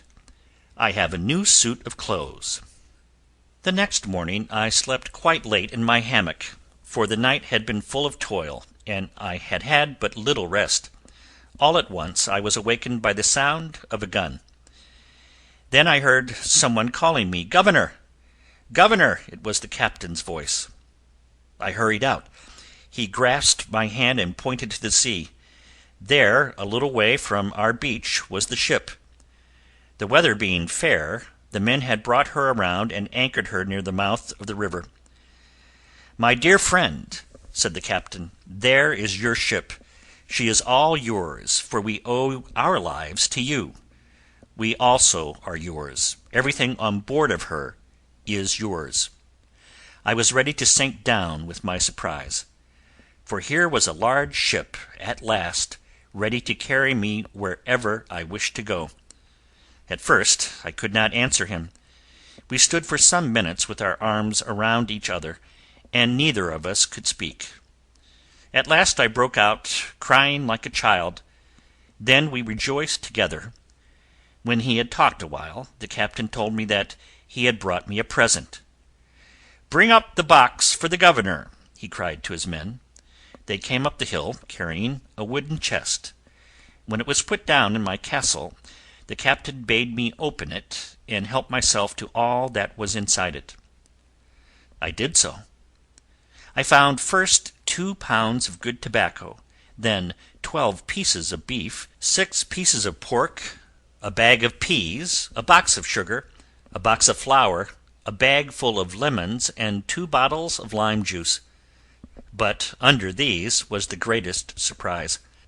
There I found 6 new shirts, 6 neckties, 2 pairs of gloves, a pair of shoes, a pair of stockings, a hat, and a very good suit of clothes.